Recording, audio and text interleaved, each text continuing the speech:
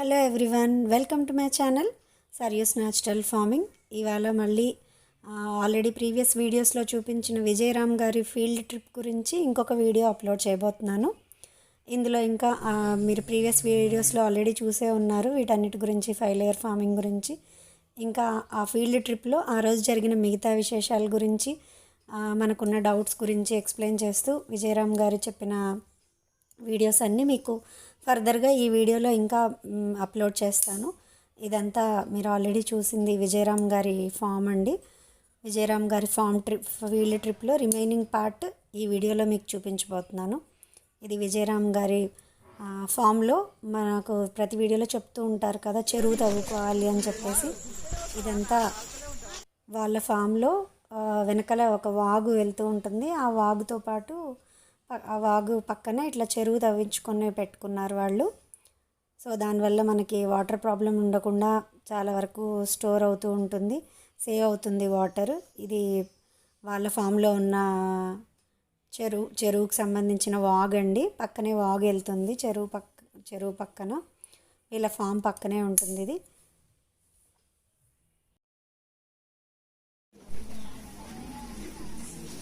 అయ్యా, ఈ వ్యవసాయం చేద్దాం అనుకున్న వాళ్ళు ముందుకు రండి. 5 లేయర్ మోడల్లో ఏమైనా సందేహాలు ఉన్నాయా మీకు? ఎప్పుడు మొదలు పెట్టాలండి? ఎప్పుడైనా చేస్తాం. ఇది ఫిబ్రవరిలో చేస్తాం మేము. బిఫోర్ లాస్ట్ ఇయర్ ఫిబ్రవరిలో చేస్తాం. ఎప్పుడైనా చేసుకోవచ్చు. నవంబర్, డిసెంబర్, జనవరి, ఫిబ్రవరి, మార్చ్ ఈ 5 నెలల్లో చక్కగా చేసుకోవచ్చు. వర్షాలు లేనప్పుడు నవంబర్లో కూడా మొదలు పెట్టుకోవచ్చు. ఇక్కడ నుంచి ఫిబ్రవరి, మార్చి వరకు చేసుకోవచ్చు. మామూలుగా మునగలో మనం ఇంటికాడ చేసుకున్న గొంగళ పుల్లు ఎక్కువ వస్తాయి కదండి. రానివ్వండి, ఏం ప్రమాదం కాదు దీనికి. ప్రతి జీవి గొప్పదేనండి ఈ భూమి మీద. ప్రతి జీవి గొప్పదే, మనిషి తప్ప. ఇకనే అట్లా బతకనివ్వండి. మనకి మేలు చేయటానికి వచ్చినాయి ఇవన్నీ. ఇప్పుడు ఇక్కడ ఉన్నాయి కదా, ఇక్కడ కనపడింది మీ గొంగళ పురుగు.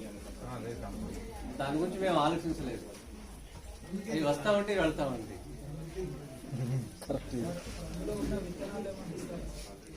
మీకు విత్తనాలు, నర్సరీల గురించి కార్యాలయానికి సంప్రదించండి. అక్కడ వాళ్ళు రైతుల నంబర్లు, నర్సరీ వాళ్ళ నంబర్లు ఇస్తారు. ఇప్పుడు మనం ముఖ్యంగా మాట్లాడుకోవాల్సిన విషయం ఏంటంటే,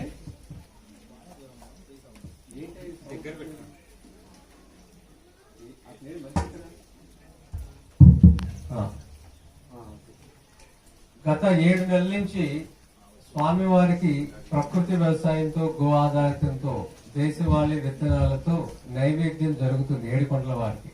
ఈ విషయం ఎంతమందికి తెలుసు? సంతోషం. గుడిని కేంద్రంగా తీసుకుని దీన్ని మన వేగవంతంగా ముందుకు తీసుకువెళ్ళటానికి ప్రయత్నాలు చేయాలి మనమంతా.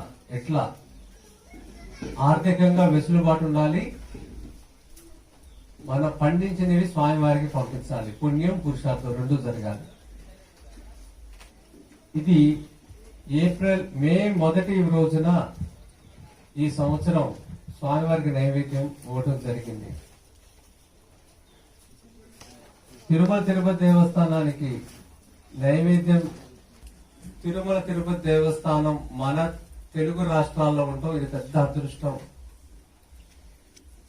ఇంత నైవేద్యాన్ని రోజు స్వీకరించే దేవుడు ఈ భూమండలంలోనే లేడు. స్వామివారికి నైవేద్య రూపంలో ఇచ్చేది 204 కేజీలు. ఇది నిరంతరం ఈ కలిగి ఉన్నంత వరకు సాగుద్ది. ఇప్పటికి 7 నెలలు ఎలా కలిసినాయో మాకే అర్థం కావట్లా. అలా జరిగిపోతుంది. స్వామివారి ముందు నుంచోబెట్టాడు ఒక ఆయన 10 నిమిషాలను తీసుకువెళ్ళి. సబర్మతి గారు ఏమైతే అందో 10 ఏళ్ల క్రితం ఆ మాట స్వామివారికి 10 అడుగుల దూరంలో 10 నిమిషాలు చెప్పారు. నాకు ఇక్కడ అవకాశం కల్పించాలి, శ్రీరామనవమి రోజు నుంచోబెట్టాడు నన్ను. ఆ రోజు కోరుకున్నా, ఇది 2021, 23 శ్రీరామనవమికి నేను నీకు ఇస్తాను స్వామి అని కోరుకున్నా. 22 శ్రీరామనవమికి అని కోరుకున్నాక బయటకు వచ్చినాక ఆయన చెప్పా నా మనసులో మాట, ఇలా సబర్మతి గారు ఇలా అన్నారు, మీ దేవుడుకి మీరు బీపీటీ, సోనా మసూరి విత్తనాలతో నైవేద్యం పెడుతున్నారు. ఆయన నుంచుని ఆయన కాళ్ళు లాగుతున్నాయి, ఆయనకి షుగర్ వచ్చినా ఆశ్చర్యపోలేదు అన్నాడు. అలాంటిది మనం తింటున్నాం, స్వామి పెడుతున్నాం, అది కాదు భోజనం, అది కాదు ప్రసాదం అంది. ఆ మాటలు చెప్పి నేను నాకు అవకాశం ఇస్తే సంవత్సరంలో నీకు రోజుకి 50 కేజీలు పంపిస్తాను స్వామి అని నేను కోరుకున్నాను. ఒక 50 కేజీలు ప్రతిరోజు నేను పంపిస్తున్నాను. అంటే నెలకు ఒకసారి పంపిస్తాను 50 కేజీలు చొప్పున. అలా 6 నెలలు ఇప్పటికి నేను పంపించడం జరిగింది. కానీ స్వామివారికి తిట్టమని అక్కడ ఒక కొలత ఉంటుంది. దాని ప్రకారం 8 రకాల నైవేద్యాలు స్వామివారికి నిత్యం 204 కేజీలు లెక్క. మరి 204 కేజీలు అంటే చాలా అవుతుంది. నాకు తెలియకుండా నేను మొక్కుకున్నా. అప్పుడు నా తరపున 50 కేజీలు అయితే నాకు తెలిసిన వాళ్ళు ఒక 50 కేజీలు, నేను ఒక 50 కేజీలు, ఇంకో అలా అలా 204 కేజీలు వాళ్ళు కూడా పంపించడం, అందరం కలిసి ఇలా పంపించడం స్వామివారికి దేవస్థానం నుంచి ₹1 లేకుండా మేము చేస్తున్నాం. ఈ అవకాశం భగవంతుడు ఇచ్చాడు మాకు. ఈ అవకాశం భగవంతుడు ఇచ్చాడు. ఇది ఒక ప్రయత్నంలో భాగం. సబర్మతి గారు ఏమన్నారు? 365 రకాలు మా పూరి జగన్నాథ్కి మేము నైవేద్యం ఇస్తున్నాం. 365 రకాలు, రోజుకో రకంతో స్వామివారికి నైవేద్యం జరుగుతుంది. అలా 2 రకాల నైవేద్యాలు జరుగుతున్నాయి, 2 రకాల విత్తనాలతో. అంటే వాళ్ళ దగ్గర 700 రకాల పైన విత్తనాలు స్వామివారికి నైవేద్యంగా వెళ్తున్నాయి. మన ఏడుకొండల స్వామికి 1 రకం విత్తనం నైవేద్యంగా వెళ్ళట్ల, దేశీ విత్తనాలు. గత 50-60 ఏళ్ళ నుంచి హైబ్రిడ్ విత్తనాలతోనే స్వామిని విసికించేశాం. మరి మనం కోరుకున్న కోరికలు తీరాలంటే స్వామివారికి ఈ ఆయన సృష్టించుకున్న విత్తనాలతోనే నైవేద్యం పెట్టాలి. ఇది దీనికి శ్రీకారం జరిగింది. కాబట్టి మీ పాత్ర ఏంటి, మీరేం చేయొచ్చు అనే దాని మీద కీలకమైన విషయాలు చెప్పటం ఈ 10 నిమిషాల్లో. ఒకటి, మీరు పండించినవి ఆల్రెడీ సేవ్ కార్యాలయం ద్వారా ఎవరైతే డోనర్స్ ఉంటున్నారో, స్థానికంగా జిల్లాలో ఉన్న డోనర్స్, డబ్బున్న వాళ్ళు ఉన్నారు, డబ్బు లేని వాళ్ళు ఉన్నారు ప్రతి ప్రాంతంలో, ప్రతి గ్రామంలో. కానీ ఆ డబ్బుని ఎలా ఖర్చు పెడదాం స్వామివారికి అని సేవలు చేసే విషయంలో చాలా మందికి క్లారిటీ లేదు. బంగారం ఇస్తారు, లేకపోతే హుండీలో డబ్బులు వేస్తారు, లేకపోతే ఆస్తులు రాసిస్తారు. ఈ 3 నిజానికి స్వామి తినడు. డబ్బులు తినలేడు, బంగారం తినలేడు, ఆస్తులు తినలేడు. మరి నైవేద్యం కదా ఆయనకి ఇవ్వాల్సింది. మనం ఈ రూపంలో మమ్మల్ని ఈ కార్యక్రమం చేసినాక ఎన్ సత్యనారాయణ, ఈస్ట్ గోదావరి, ఆయన మమ్మల్ని కలవటం జరిగింది. మేలో ఇస్తే ఆయన మమ్మల్ని ఆగస్టు 10న కలిశాడు మమ్మల్ని. ఆయనకు ఆలోచన ఏమొచ్చిందంటే, స్వామి నిజంగా ఆయన అంతకుముందు వ్యాపారాల ద్వారా 26 కేజీలు బంగారం ఇచ్చాడు స్వామికి. పద్మపీఠం ఆయన ఇచ్చింది స్వామి వారికి, పాదాల కింద ఉండేది. కానీ నిజంగా బంగారం తెలియడు కదా, వీళ్ళు చేసే పని బాగుందని ఆయన ఈవో గారి ద్వారా మమ్మల్ని పరిచయం చేసుకున్నాడు. ఆయన యావదాస్తిని అమ్మేశాడు. అమ్మేసి గుడి దగ్గర ఇస్కాన్ టెంపుల్లోని కింద ఉంటాడు. యావదాస్తిని అమ్మేసి పొలాలు, ఇల్లు అన్ని అమ్మితే 50 కోట్లు వచ్చినాయి ఆయనకి. 50 కోట్లు ఏం చేశాడంటే, జీవితాంతం నేనే పెట్టాలి స్వామివారికి నైవేద్యం అని ఆయన రేపు శ్రీరామనవమి నుంచి ఎప్పుడైతే బియ్యం తప్ప అన్ని ఆయనే ఇస్తున్నాడు ప్రజెంట్. ఇవన్నీ కూడా ఆయన ఇవ్వటానికి 50 కోట్లని ట్రస్ట్ చేసి ఆ ఇంట్రెస్ట్ తో స్వామివారి నైవేద్యానికి రోజుకి ₹1,00,000 నైవేద్యం, 30 కేజీలు నెయ్యి, బెల్లం, ఇవన్నీ లెక్క చూసుకుంటే ₹1,00,000 అవుతుంది స్వామివారికి. ఇలా ఆయన ఆగస్టు నుంచి ఈ విధంగా స్వామివారికి నైవేద్యం అందిస్తున్నాడు. ఇంట్రెస్ట్ వచ్చేది దగ్గరగా 4 కోట్లు ఉంటే, ఆ 4 కోట్లలో రోజుకి ₹1,00,000 అంటే 3,65,00,000 ఎంతో వీటికి అవుతుంది. ఇది ఆయన చేశాడు. ఇది తెలిసినాక ఇంకో ఆయన వచ్చింది, తరిగొండ వెంగమాంబకి మేము ఇలా చేయాలనుకుంటున్నాం. అంటే తరిగొండ వెంగమాంబ అంటే స్వామివారు పరమ భక్తురాలు ఆవిడ. ఆవిడ పేరున అక్కడ అన్నదాన సత్రం ఉంది తిరుపతిలో, మీ అందరికీ తెలిసే ఉంటుంది. అక్కడ ఈ కరోనా లేకపోతే రోజుకి 85,000 నుంచి 1,00,000 మంది భోజనాలు చేస్తారు. ఈ 1,00,000 మంది భోజనాలకి ఇంకా అక్కడ ఉన్న ఇన్స్టిట్యూట్లు, స్వామివారికి సంబంధించిన ఇన్స్టిట్యూట్లో వాళ్ళందరికి స్టాఫ్ కలిపితే 25 టన్నుల బియ్యం కావాలి రోజుకి. 25 టన్నులు. ఇప్పుడు స్వామివారి నైవేద్యం 204 కేజీలు. మరి 25 టన్నులు అంటే ఎంతమంది భాగస్వాములు అవుతాయి? ఇది అవుతాయి. 2 రాష్ట్రాల్లో 50,000 మంది రైతులు తలో 1 ఎకరం 2 ఎకరాలు చేస్తే వాళ్ళ ఇంట్లోకి వాడుకోగా స్వామివారికి ఇస్తాకి మంచి జరుగుతుంది. 50,000 మంది ఈ 2 రాష్ట్రాల్లో వ్యవసాయం చేస్తే దీని ప్రభావం రాబోయే రోజుల్లో పెరుగుద్దా తరుగుద్దా? 10 ఏళ్ల క్రితం ఈ ఆలోచనలో మనం అందరం ఉన్నామా? ఎవరూ లేవు. మరి 10 ఏళ్ళకి ఇప్పటికి మార్పు వచ్చిందా లేదా? ఇంకో 10 ఏళ్ళకి ఎలా ఉంటాం మనం? పూర్వ వైభవం వస్తుందా రాదా? 100కి 100% వస్తుంది. రాబోయే 5 ఏళ్ళ మీద వస్తుంది. మీరు పండించినవి మీరు తినగా స్వామివారికి ఇవ్వటానికి దేవస్థానంతో మాట్లాడి దేవస్థానంలో ఒక కమిటీకి మెంబర్ గా కూడా నాకు ఇచ్చారు. నిజానికి అది నాకు ఇష్టం లేదు. ఇక ఈ మూమెంట్ గురించి చేయాల్సి వచ్చింది కాబట్టి 2 రాష్ట్రాలు హాస్పిటల్ లేని సమాజం చూడాలని దాన్ని నేను స్వీకరించడం జరిగింది. బయట ఉండి చేస్తే ఎక్కువ చేయగలుగుతామని నా నమ్మకం. అక్కడ ఉంటే లోబడి ఉండాల్సి వస్తుందని. కానీ మనందరి కోసం మన గ్రామాల్లో ఆవులు నడయాడాలి, ఎద్దు సేద్యం జరగాలి, దేశీయ విత్తనంతో అందరూ భోజనాలు వండుకోవాలి. ఇవన్నీ ఆలోచించి నేను దానికి ఒప్పుకున్నాను. ఈ గో ఆధారిత కమిటీకి నన్ను ఒక మెంబర్ కింద ఇచ్చారు. దీని ద్వారా మేమేం చెప్పదలుచుకున్నామో చెప్పితే అవన్నీ కూడా వాళ్ళు స్వీకరించారు. ఇది గొప్ప విషయం. దీంట్లో ప్రధానంగా నేను కోరింది ఏంటంటే వాళ్ళని చాలా మంది యువకులు గ్రామాలను వదిలిపెట్టేశారు. ఇప్పుడు మీరందరూ ఉన్నారంటే ఒకటి ఆర్థికంగా స్థిరంగా ఉండటం, లేకపోతే ఏదో ఒక హెల్త్ ఇష్యూస్ వల్ల ఎక్స్పీరియన్స్ తో రావటం, లేకపోతే పిల్లల మీద విపరీతమైన ప్రేమతో నా పిల్లలైనా మంచిగా బతకాలి భూమి మీద అని రావటం. ఈ 3 కారణాలు ఏదో ఒకటి ఉంది మీ దగ్గర. ఇది మించి ఏముండదు. విపరీతంగా డబ్బు సంపాదిద్దామనే మొహాలు ఎవరు లేవు ఇక్కడ వచ్చిన వాళ్ళు. విపరీతమైన ఆరోగ్యం సంపాదిద్దామన్న వాళ్ళు వీళ్ళంతా. అంటే మీరందరూ కూడా భవిష్యత్ తరాలకి పునాది రాళ్ళు మీరంతా. మనందరికీ కావాల్సింది వాళ్ళు డబ్బులు కాదు, ఆరోగ్యం. హాస్పిటల్ మొహం చూడకుండా బతకడం మనం చేయాలి.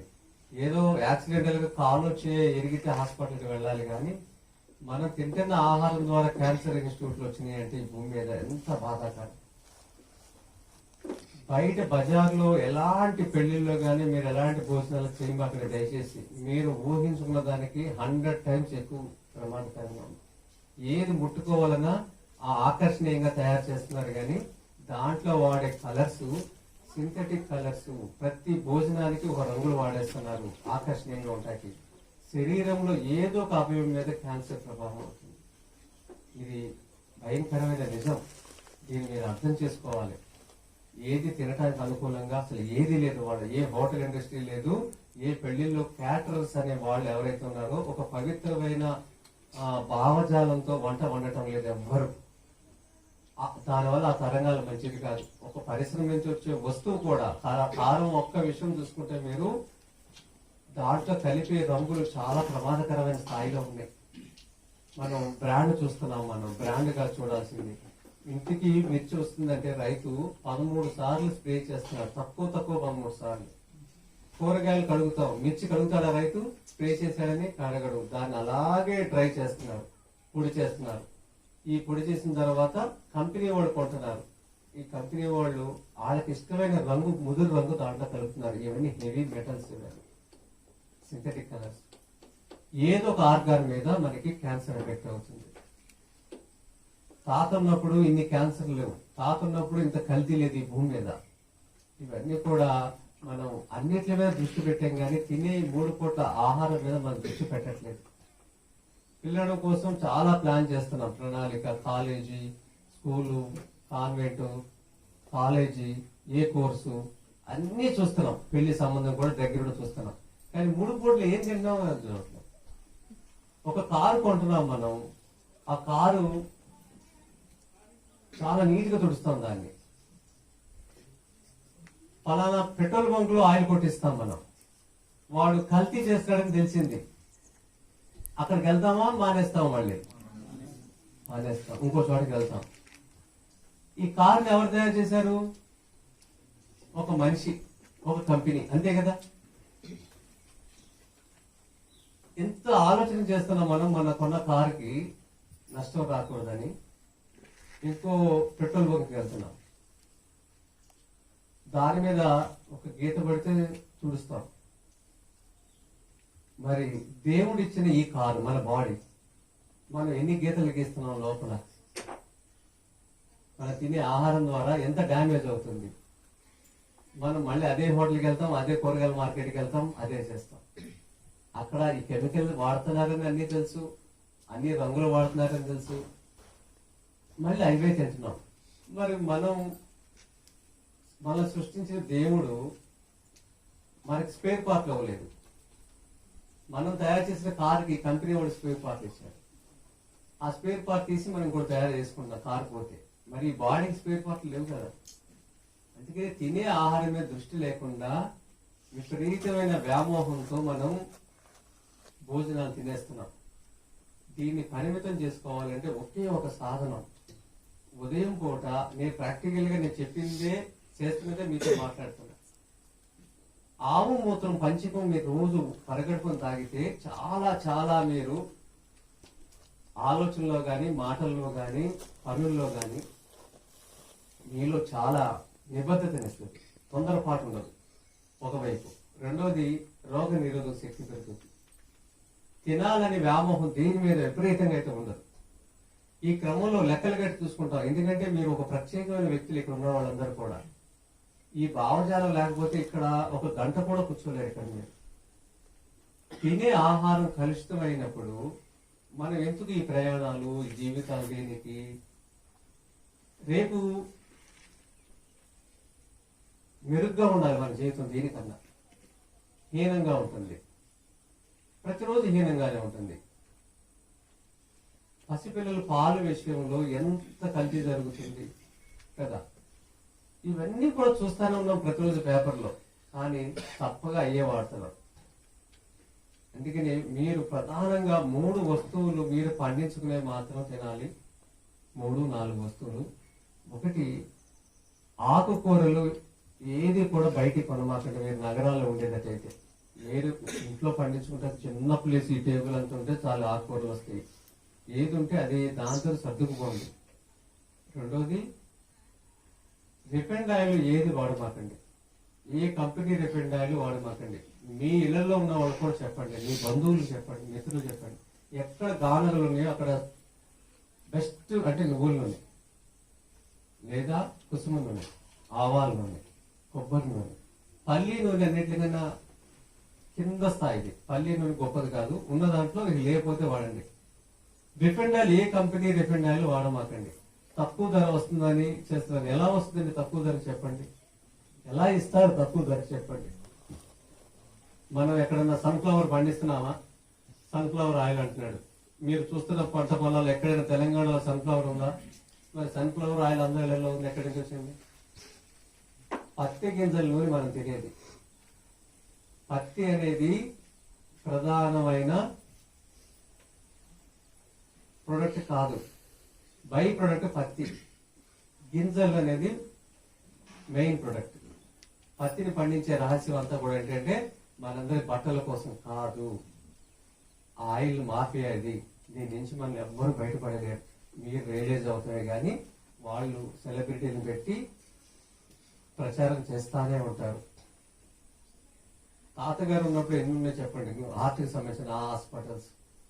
నాన్నగారు ఉన్నప్పుడు ఎన్ని ఉన్నాయి? మనం ఉన్నప్పుడు ఎన్ని ఉన్నాయి? మన పిల్లలు ఉన్నప్పుడు ఎన్ని వస్తాయి ఈ భూమి మీద? అందరికి ప్రతి ఇంట్లో ఒక హార్ట్ ప్రాబ్లం ఉన్నాడా లేడా? ఈ నూనె తిన్న వాళ్ళకి ఏంటంటే గుండెకి సంబంధించిన కొలెస్ట్రాల్ దీంట్లో ఎక్కడ ఉండదు ఈ నూనెల్లో. ఈ నూనె ఏంటంటే చాలా పల్చగా ఉంటుంది. జిగట పదార్థం అనేది ఉండదు. రక్త ప్రసరణ ఆపేస్తుంది. హార్ట్ అటాక్ రావడానికి ప్రధానమైన కారణం అది. అదే ఈ నువ్వుల నూనెలో స్నిగ్ధ పదార్థం, లూబ్రికేషన్ లాగా పనిచేస్తుంది. దీంట్లో గుండెకి కావాల్సిన హెచ్డిఎల్ ఉంది. మీరు ఏ కంపెనీ నూనె వాడకుండా నువ్వుల నూనె సాంప్రదాయంగా ఎవరైతే తీస్తున్నారో వాళ్ళ దగ్గర నూనె తెచ్చుకోండి. అలాగే మిర్చి పౌడర్, అలాగే ప్యాకెట్ పాలు, ఈ 3 పిల్లలు మానేస్తే వాళ్ళు ఆడపిల్లలు అయితే 13-14 ఏళ్ళు వచ్చినాక పెద్ద మనుషులు అవుతారు. ఇప్పుడు అంత తక్కువ వయసులో అవుతాకి కూడా కారణం వీళ్ళు ఇచ్చే ప్యాకెట్ పాల వల్లే జరుగుతుంది. కొన్ని అడ్వర్టైజ్మెంట్లు ఉంటాయి కంపెనీ వాళ్ళే, ఇప్పుడు సరికొత్త ప్యాక్ లో అంటాడు. ప్యాక్ సరికొత్త ప్యాక్ కావాలా, దాంట్లో విలువలు కావాలా? చూడండి ఎలా డైవర్ట్ చేస్తున్నారో మనం చూడండి. సరికొత్త ప్యాక్ అనేది మాట మాట్లాడతారు, లేకపోతే ఆకర్షణీయమైన రంగుల్లో అంటారు. ఇలా మనల్ని ఆకర్షించడానికి వాళ్ళు చేస్తున్నారు, కానీ దాంట్లో ఎక్కడ విలువలు లేవు. అందుకని ఈ గో ఆధారిత వ్యవసాయం చేస్తున్నప్పుడు ఒక అద్భుతమైన జీవన కళ, ఒక ఆవుని పెట్టుకుని ఈ వ్యవసాయం చేస్తా, పేడా ముద్రంతో 5 లేన్ మోడల్ ఒకటి చేస్తా. ప్రతిమా పంటలు మీకున్న అక్కడ భౌగోళిక పరిస్థితులు బట్టి, మీకున్న వనరులు బట్టి మీరు చేసుకోండి. ఇది ఎక్కడైనా చెయ్యొచ్చు. ఈ నమూనా ఇంటి కోసం, బతకటానికి కోసం చేయండి. ఇప్పుడు ఏదైతే స్వామివారికి నైవేద్యం ఇస్తున్నామో మొదటి స్టెప్ 2204 కేజీలు, 25 కేజీలు 25 టన్నులు పండించడానికి సంబంధించిన ధర 45 రూపాయలు బొట్లు. బియ్యం ఆడిస్తే 55 నుంచి 60 రూపాయలు దేవస్థానం డోనర్స్ కొంటాకి దేవస్థానం వాళ్ళే ప్రణాళిక రచిస్తున్నారు. దీనివల్ల మనకి రైతుకి 1 టన్ను పండిస్తే 60,000 రూపాయలు వస్తున్నాయి. ఈ ప్రకృతి వ్యవసాయంలో మొదటి సంవత్సరం కూడా పండించినా కూడా 1 టన్ను తీయొచ్చు ఎకరంలో, తక్కువగా అంటే 60,000 రూపాయలు వస్తుంది. దీంట్లో మీకు 20,000, 30,000 రూపాయలు ఖర్చు పోయినా 30,000 మీ నికరంగా దొరుకుతుంది. అంటే 30,000 మినిమం సపోర్టింగ్ ప్రైస్ రావాలని మేము ఈ ధర చెప్తే దీన్ని వాళ్ళు యాక్సెప్ట్ చేశారు. దేవస్థానం కూడా చైర్మన్ గారు కూడా మన గో సమ్మేళనంలో అన్న మాట ఏంటంటే, డోనర్స్ లేకపోతే మేము కొంటామని అనౌన్స్ చేశారు, దేవస్థానమే కొంటాకి. అంటే దీనివల్ల మనం ఎవరైతే మార్కెట్ భయం ఉన్నదో వాళ్ళకి దేవస్థానం సపోర్ట్ రెడీగా ఉంది. దీనికి సంబంధించి రేపు డిసెంబర్ 3వ తారీఖున మీటింగ్ పిలిచారు దేవస్థానం చైర్మన్ ఈవో గారు. ఇంకా దీన్ని ముందుకు ఎలా తీసుకువెళ్ళాలని. ఇంకా మేమేం చెప్పామంటే, ప్రతి ఊర్లో ఆవులు ఉన్నాయి, ఆవుతో వ్యవసాయం చేయడం విజ్ఞానం రైతు దగ్గర లేదు కాబట్టి ఆవును అమ్మేస్తున్నాడు. ఒక చేపలు కాలువలో గాని నదిలో గాని చూస్తే చిన్న చిన్న చేపలు ఇంతే ఉంటాయి. కొన్ని వందల చేపలు ఇలా కలిసి ఆడుకుంటా ఉంటాయి. కొద్ది దూరంగానే అన్ని ఇలా తిరుగుతాయి, కొద్ది దూరంగానే ఇలా తిరుగుతాయి. ఈ చివరి దానికి ఆ చివరి దానికి ఎలా కమ్యూనికేట్ చేసుకునేవి, మా అందరూ కలిసే ఉండాలని, ఇలా తిరగాలి, లయబద్ధంగా ఉండాలని, అవన్నీ కలిసి ఉన్నాయి. చీమలు ఒక దారిని అన్ని కలిసి ప్రయాణం చేస్తున్నాయి, ఆహారం కోసం కలిసి ఉంటుంది. ఒక కాకి చచ్చిపోతే 100 కాకులు వస్తాయి ఆపదలో ఉన్నప్పుడు. ఒక మనిషి 38-40 ఏళ్ళ నుంచి మీరు ఆపదలో ఉన్నారని అరుస్తున్నాడు. మనకు అలవటానికి ఎంత సమయం పడుతుంది? పాలేకరు సమయం దేశానికి ఇచ్చినంతగా ఎవ్వరు ఇవ్వలేదు. ఈ దేశానికి సేవలు చేసిన వాళ్ళందరూ ఒక ఎత్తు అయితే పాలేకరు ఒకడే ఒక ఎత్తు. ఎందుకంటే ఏ సమస్య మీద మాట్లాడితే 3 పూట్ల విషం లేని భోజనం తింటాకి ఆయన నిర్మాణం చేశాడు. 3 సమస్యలు ఈ భూమి మీద, కానీ తినే భోజనం విషం అయిపోయిందనే దాని మీద ఆయన 38 ఏళ్లుగా 40 లక్షల మందికి చెప్పాడు. ఆయన 38 ఏళ్ళు ఆయన జీవితాన్ని ఇచ్చాడు. మీరు నెలలో 1 రోజు సమయం ఇస్తారా చెప్పండి సమాజానికి? నాకేం పట్టింది చెప్పండి. నాకు చక్కని మిఠాయి షాప్ ఉంది, 150 మంది పని వాళ్ళు ఉన్నారు, 50 ఎకరాల పొలం, 100 ఆవులు ఉన్నాయి. నాకేంటి ఈ పనులన్నీ? ఇంకో 60 షాపులకి వెయిటింగ్ లిస్ట్ లో ఉంది ఫ్రాంచైజీకి. డబ్బే నాకు కావాలనుకుంటే నేను చేసుకోవచ్చు. విపరీతమైన పట్టుంది నాకు వ్యాపారంలో కానీ, మిఠాయిల్లో కానీ, ఏదైనా చేయటానికి. నాకు లేదు వ్యామోహం. నా గ్రామం బాగుండాలి, నా గ్రామం తిరుమల తిరుపతి దేవస్థానం అంత కళకళలాడాలి ప్రతి గ్రామం. నేను కోరుకున్నాను, నాకు సమయం ఇచ్చేవాడు కావాలి. మీరు నెలకి నా జిల్లాలో ప్రాతినిధ్యం వహిస్తాను, ఈ ప్రకృతి వ్యవసాయాన్ని ముందుకు తీసుకువెళ్ళి చేస్తాను, వాళ్ళకి నేను నిలబడతాను. అంటే ఆర్థికంగా కాదు, సమయం ఒకటే చేస్తానన్న వాళ్ళకి ఇక్కడ నేను ప్రత్యేక కొన్ని శిక్షణలు ఇస్తాను. ఊరికి మీ వ్యక్తిగత విషయాల కోసం నా దగ్గరికి రావద్దు. చూపించాను. పాలేకర్ గారు ఉన్నారు, వస్తువులు ఎక్కడ దొరుకుతూ చెప్తాము, నా దగ్గరికి రావద్దు. మీరు మీ జిల్లాకి ఏమైనా చేస్తారంటే నేను మీ జిల్లా వస్తా, మీకు సమయం ఇస్తా. 5 ఏళ్లలో మన 2 రాష్ట్రాలు, తెలుగు రాష్ట్రాలు హాస్పిటల్ లేని సమాజం చూడాలి, గోవులతో కడకలాడాలి.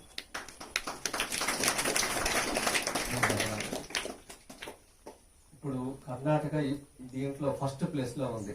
నేను పాలేకర్ గారితో దయవల్ల ఇవన్నీ నేర్చుకోవటం, సాధన చేయడంతో పాటు దేశవ్యాప్తంగా నేను తిరిగాను. ఎక్కడ తిరిగాను? గ్రామాల్లో తిరిగాను. ఒక అరుణాచల్ ప్రదేశ్, కేరళ తప్ప అన్ని రాష్ట్రాలు తిరిగాను. ఇంత అధ్వానంగా ఉన్న రాష్ట్రాలు ఎక్కడా లేవు. ఇంత తొందరపాట్లు, ఇంత పరుగులు, ఇన్ని హాస్పిటల్ ఎక్కడా లేవు. నేను అస్సాం వెళ్ళాను ఒక 3 సంవత్సరాల క్రితం. అక్కడ ఒక పెద్ద బోర్డింగ్ చూశాను హాస్పిటల్. అది ఎవరు పెట్టారు తెలుసా? ఒక తెలుగుడు పెట్టాడు.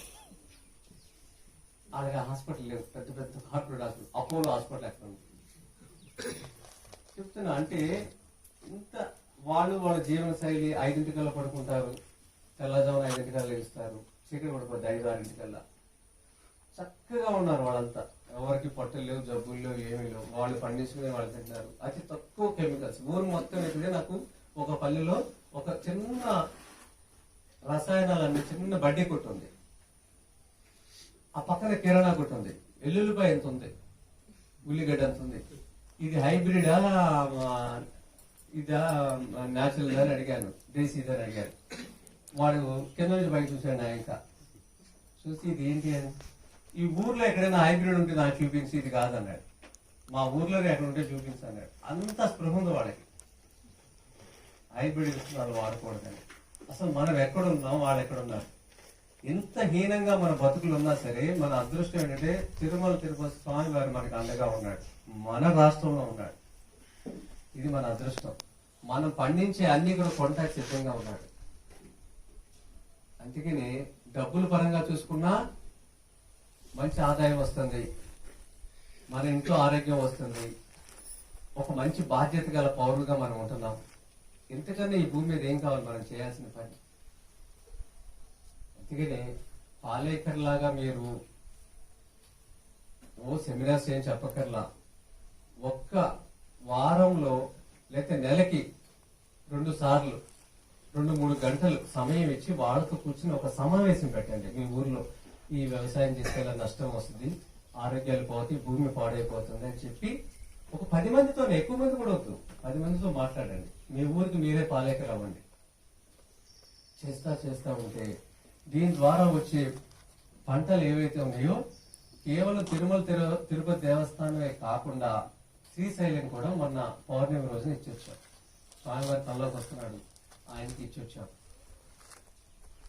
ఇది అధికారికంగా కూడా ఈ నెలలోనే స్టార్ట్ చేయబోతున్నాం.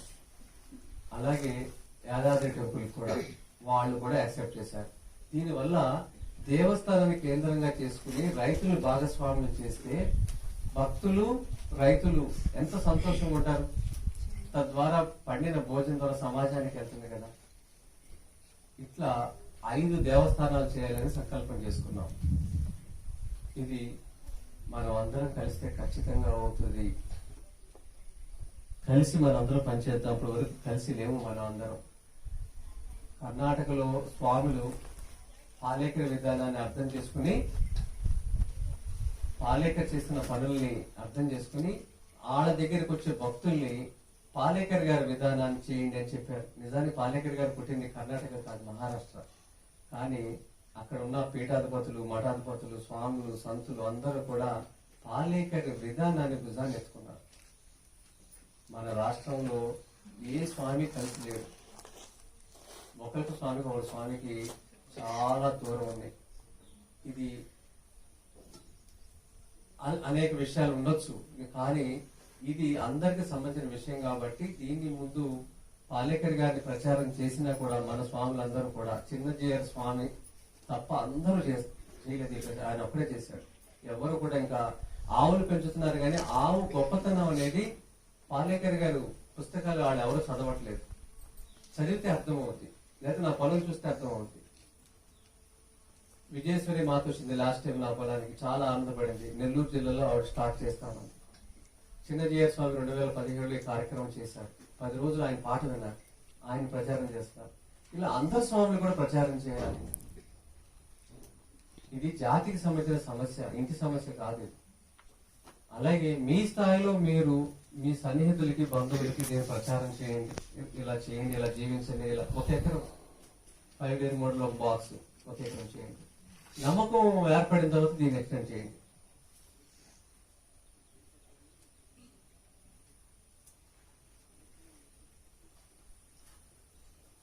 మరి భోజనం సమయం అవుతుంది. భోజనం చేసిన తర్వాత ఇంకా దీన్ని ఎలా ముందుకు తీసుకెళ్ళాం, పొంగల్ చేసాము. అలాగే పులిహోర కుంకుమ పువ్వుతో, రైస్ వైట్ రైస్ కూడా కుంకుమ పువ్వుతో, ఇవన్నీ కూడా దేశవాళీ వరి వంగడాలే. అలాగే ఉదయం తిన్నది కాలాబాటు బియ్యం ఉప్మా. ఇలా ఒక్కొక్క విత్తనంతో ఒక్కొక్క రకం చేశాము. ఇక్కడ వండిన ప్రతి పదార్థము ఇక్కడ భూమిలో పండించినవే. భవిష్యత్తులో ఒకటి అనుకుంటున్నాము, ఈ స్వామివారు యాదాద్రి టెంపుల్ దగ్గర ఈ స్వామివారి దేవస్థానం ప్రారంభం వచ్చిన రోజునే ఈ భోజన పండుగ కూడా ఒకటి చేయాలని ఒకటి అనుకుంటున్నాము. అన్ని అనుకూలంగా జరిగితే భోజనం తినిపించినాక శారీరకంగా, మానసికంగా చాలా ఆలోచనలు మారుతాయి. ఒక వారం 10 రోజులు ఈ భోజనం చేస్తే అప్పుడు ఈ వ్యవసాయంలోకి వస్తారని కూడా ఒక ప్రయత్నంలో భాగంగా చేయాలని. దీనికి కృష్ణా జిల్లాలో 5గుళ్లపల్లి అనే గ్రామంలో చేశాను మేము. అక్కడ సూరయ్య అనే అతను ముందుకు వచ్చాడు. అతను భోజనాలు, కూరలు తయారు చేసి అమ్ముతా ఉంటాడు. ఊర్లో రోజుకు 10,000 రూపాయలు అమ్ముతాడు. అతనికి బీపీటీ, సోనా మసీద్ తినకూడదంటే అది తెలిసి నా దగ్గరికి వచ్చాడు. వచ్చి ఈ బియ్యంతో భోజనం అలవాటు చేసుకుని 5 రోజుల్లో ఆయనలో మార్పు ఆయనే గమనించుకున్నాడు. ఆల్రెడీ ఆయన దగ్గర 1 టన్ను స్టాక్ ఉంది బియ్యం, ఈ బీపీటీ. ఆ హోటల్కి వచ్చే వాళ్ళందరికీ చెప్పాడు, అయ్యా ఈ మంచి భోజనం కాదు, కానీ నా దగ్గర స్టాక్ ఉంది కాబట్టి నేను అమ్మాల్సి వస్తుంది, మీరు దయచేసి మీ ఇళ్లలో కూడా తినమాకండి అని చెప్పి అన్నాడు నిబద్ధతతో. ఆయన అలా చెప్పబట్టి ఆయన గురించి ఒక పేజీ రాశాను. ఆయన పేరు సూరయ్య, వంటలు వండుతాడు. ఆయన ఈ భోజనం తిన్నాక వాళ్ళ ఊర్లో 20 సంవత్సరాల క్రితం ఆయన మానేసిన వ్యవసాయాన్ని ఈ సంవత్సరం వ్యవసాయం మొదలు పెట్టాడు. దాంతో పాటు 13 మందితో చేయిస్తున్నాడు. మొత్తం 25 ఎకరాల వ్యవసాయం మొదలైంది ఒక్క ఊర్లో. ఇది కేవలం 5 రోజులు భోజనం తిన్నాక వచ్చిన ఆయనలో మార్పు ఇది. మీరు కూడా వచ్చి ఆ వ్యవసాయ క్షేత్రం చూడొచ్చు. అదే 50 మందికి మేము భోజనం పెట్టాం, ఈ షుగర్ తగ్గితేని గ్యారంటీ ఇస్తాకి. ఆ 50 మందికి మేము భోజనం నవారా బియ్యంతోనే భోజనం పెట్టాము. 48 మందికి షుగర్ తగ్గిపోయినాయి 45 రోజుల్లో. వాళ్ళలో ఇప్పుడు అంతకుముందు ఊరు మొత్తం ఒక ఆవు ఉంది, ఇప్పుడు 8 ఆవులు వాళ్ళ ఊరికి వచ్చినాయి. ఇలా మార్పు అనేది మొదలైంది. అలాగే తెలంగాణలో ఇక్కడ ఇందూరు తిరుమలలో ఇతను ఎవరంటే దిల్ రాజ్ అని ఒక నిర్మాత ఉన్నాడు కదా, డైరెక్టర్. అతను అన్నయ్య నరసింహారెడ్డి, ఆయన వ్యాపారాలన్నీ పరిమితం చేసుకుని, చాలా డీలర్షిప్ ఉంది వాళ్ళకి, చాలా చాలా పెద్ద పెద్ద, అవన్నీ పరిమితం చేసుకుని ఈ సంవత్సరమే ఇక్కడ ఆయన ఒక 30 ఎకరాలు 25 మంది రైతులతో చేయించాడు. పంటలు కూడా కోతలు అయిపోతున్నాయి. వాళ్ళు గుడిని కేంద్రంగా చేసుకుని ఆయన ఆ పని చేస్తున్నాడు. అలా ఒక్కొక్క చోట మార్పు అనేది మొదలైంది. ఇప్పుడు మనం కూడా మీ గ్రామంలో ఏదైనా గుడి మీకు తెలిసిన వాళ్ళు ఉంటే మీరు పండించిన నైవేద్యంగా ఇవ్వటం మొదలు పెట్టండి. అలా మార్పు అనేది మొదలవుతుంది. నరసింహారెడ్డి గారు కూడా 2వ పంట వరిని కాకుండా తప్పించి ఈ నూనె గింజలు, కూరగాయలు, ఇంకా వేరే పంటల మీద కూడా పని మొదలు పెట్టారు. సో ఇలాంటివి చూడటం వల్ల చాలా ఆలోచనలు మీకు మారుతాయి.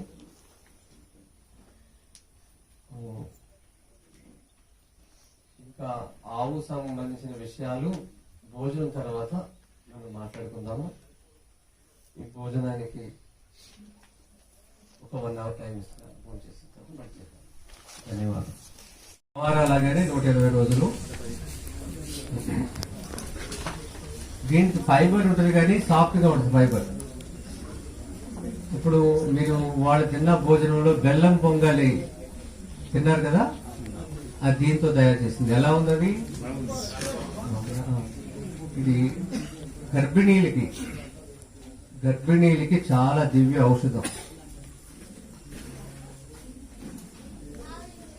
మీ ఇళ్లలో బంధువుల్లో ఎవరైనా ఊర్లో గర్భిణీలుంటే నెలకి ఒక 2-3 కేజీలు బియ్యం వాళ్ళకి మీరు గిఫ్ట్గా ఉంది. లేకపోతే వాళ్ళు కొనుక్కునే వాళ్ళైతే వాళ్ళకి చెప్పండి కుల్లాకర్ తినమని. అవి రైతులు కార్యాలయం ఫోన్ చేస్తే రైతుల నెంబర్లు ఇస్తారు ఎవరి దగ్గర ఉన్నాయి ఆ బియ్యం అని. లేకపోతే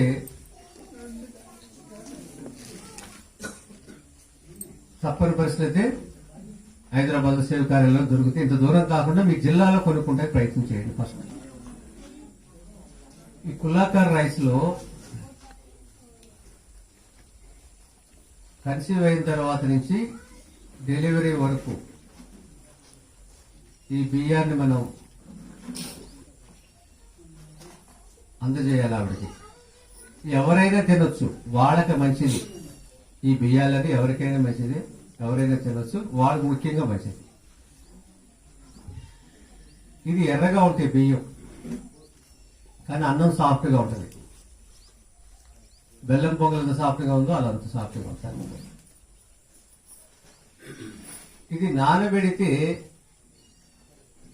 40-50% అన్నం ఉడికిపోయినట్టుగా వస్తుంది. అది రాత్రి నానబెడితే తెల్లారికల్లా అంత సాఫ్ట్గా ఉంటుంది. ఇది తో పాటు ఆవు నెయ్య గర్భిణీలకి ఇస్తే వాళ్ళకి ఎలా ఇష్టమైతే అలా దేశవాళీ ఆవు నెయ్య,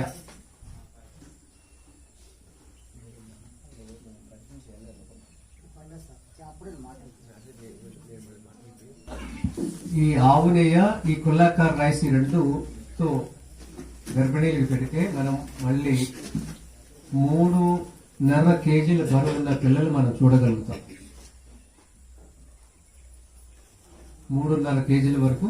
ఇప్పుడు మా దగ్గర పిల్లలు పుట్టారు బరువు. వీళ్ళు ఏక సంతాగ్రహులు అవుతారు, ఏడవరు, భయపడరు, నవ్వుతూ ఉంటారు. ఇది కూడా మనం పండించాల్సిన దాంట్లో ఒకటి.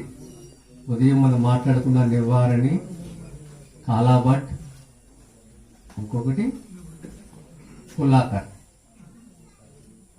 ఇది మనం చేయాలి.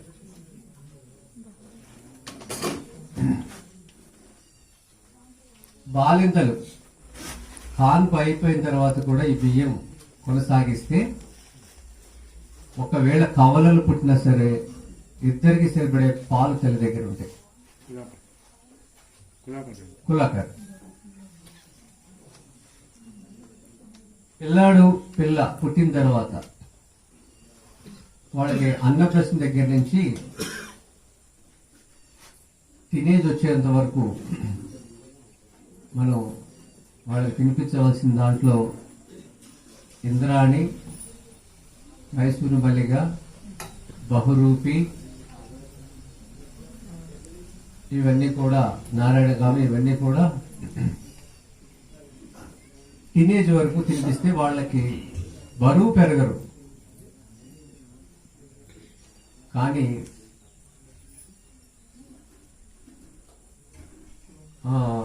లావు అవరు, బరువు ఉంటారు. లావు అవరు, ఉపకాయం రాదు, కానీ బరువు ఉంటారు. చూడటానికి సన్నగా ఉంటారు. మనం అంచనా అనుకుంటాం ఇతను బరువు సన్నగా ఉన్నాడు, కానీ ఎత్తుకుంటే బరువు ఉంటారు.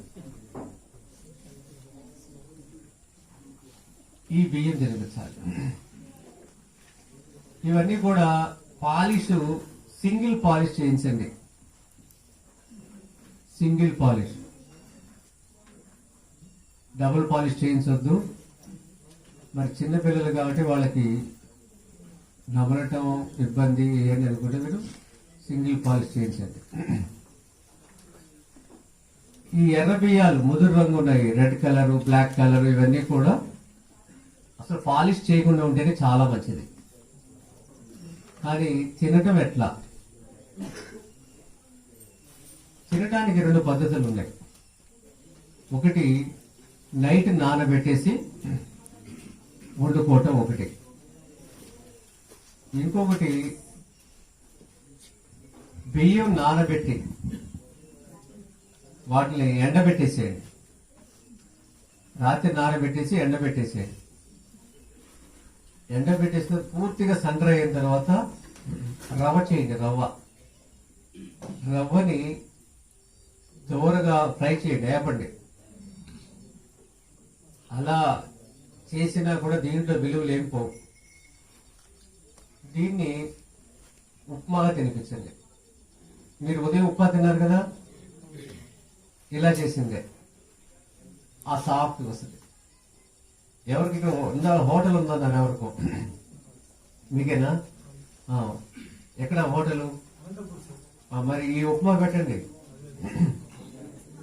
ఇలా 1 కేజీతో స్టార్ట్ చేయండి. దీన్ని ఎలా ముందుకు తీసుకువెళ్ళాలి? ఇప్పుడు ఇది మీకు అనుభవంలోకి వచ్చింది కదా, ఇది తింటారని నమ్మకం మీకు వచ్చింది కదా.